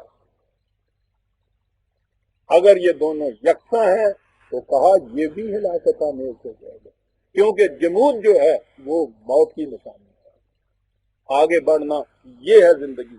عزیزان مان، وقت بہت زیادہ ہے، ورنہ گوشے تو اتنے ہیں، میں نے جیسے آپ سے گزارش کیا ایک عمر اس میں بسر ہو سکتی ہے۔ بڑے متنوع گوشے، قرآن کی آیتیں متنوع، اس آیتوں کے اوپر حضور نے جو عمل کر کے دکھایا وہ اسی طرح سے متنوع، لیکن میں زیادہ وقت نہیں دوں۔ میں یہ چند گوشے جو ہیں حضور کے سیرت طیبہ کے، انہیں میں آپ کے سامنے لایا ہوں اس تھوڑے سے وقت کے اندر۔ قرآن کریم کی آیات آپ نے دیکھی ہیں کہ سر فہرست اوپر آتی ہیں، اس کے اوپر یہ حضور نے عمل کر کے کیسے دکھایا ہے یہ ہماری نیچے آتی ہے۔ عمل کر کے اس طرح سے دکھایا ہے کہ قیامت تک کے تمام انسان اس طرح سے عمل کر سکتے ہیں، ممکن العمل ہے وہ جو چیز آپ نے بتائی ہے، کوئی فوق الفطرت قوت اس کے اندر نہیں آئی۔ یہ سب سے بڑی چیز، انسان کو سر بلند کر کے دنیا میں آزادانہ چلنا سکھایا، زندگی کو حرکت دی، حرکت کو ایک نصب العین دیا، نصب العین کے لیے ایک منزل کا تعین کیا، اور یوں کاروان حیات قرآن کی شمع کو ہاتھ میں دیے، ان سیرت طیبہ کے ان نقوش پاک کے اوپر اگر چلتا چلا جائے گا، یہی وہ صراط مستقیم ہے کہ جو اسے اس منزل تک پہنچا دے گی کہ جسے اس کے خدا نے انسانیت کے لیے متعین کر کے دیا ہے۔ یہ ہے عزیزان من قیام اس دن کا جسے ہم عید میلاد النبی کہتے ہیں، اور یہ ہے وہ انقلاب جو حضور لائے تھے۔ اقبال ہی کے چند اشعار میں نے پہلے پیش کیے تھے کہ پہلے انسان کی کیفیت کیا تھی حضور کے ظہور قدسی سے پہلے، اور جب حضور دنیا سے تشریف لے گئے ہیں، یا اس انقلاب نے جب اپنی نمود کی ہے اس دنیا میں، اس وقت کیا کیفیت ہوئی۔ پھر مجھے اقبال ہی کے شعر چار سامنے میرے آ رہے ہیں۔ اس نے یہ کہا تھا کہ وہی دنیا جو پہلے تم دیکھ چکے ہو، اس سے شعلہ از مردہ خاکستر خوشاؤ، انسانیت کی راکھ کے اندر سے بھڑکتے ہوئے شعلے بلند ہونے شروع ہوئے، اور اس نے کوہ کنزا پایا پرویزدار، ایک محنت کش کو اس نے شوکت پرویزی اور خطوت خنجری عطا کر دیا۔ قوت او ہر کوہن پہ کر شکست، اس کی ضرب کلیمی نے تمام پہلے زمانے کے بتوں کو ایک ایک کر کے توڑ دیا، اور نوع انسان را حفار تازہ بس، اور انسانیت کے لیے حفاظت کا ایک ایسا قلعہ دے دیا کہ جس کی بنیادیں بڑی محکم و مضبوط تھیں۔ تازہ جاں اندر تنے آدم زمین، ابن آدم کے اس پیکر خاکی کے اندر ایک نئی زندگی کروٹیں لے کر بیدار ہوئی، اور اس کے بعد اس کا نتیجہ کیا ہوا؟ ایک مصرع عزیزان من، اور وہی قرآن کی آیت کی تفسیر، ما کان لبشر ان یؤتیہ اللہ، کسی انسان کو حق حاصل نہیں آتی دوسرے انسان کو اپنی غلامی اور معصومی کی زنجیروں میں جکڑے۔ ایک مصر میں اس نے کہا، پہلا مصرع تھا تازہ جاؤ اندر تمیں آدم زمین، آدم کے پیکر خانی خاکی میں ایک نئی زندگی ابھری، بندہ را باز از خدا بندہ خرید، اس نے انسانیت کے غلاموں کو جنہیں خرید رکھا ہوا تھا مختلف آقاؤں نے، ان کے ہاتھوں سے خرید کے ہمیشہ کے لیے آزاد کر دیا۔ یہ تھا عزیزان من پیغام اس عید میلاد النبی کا۔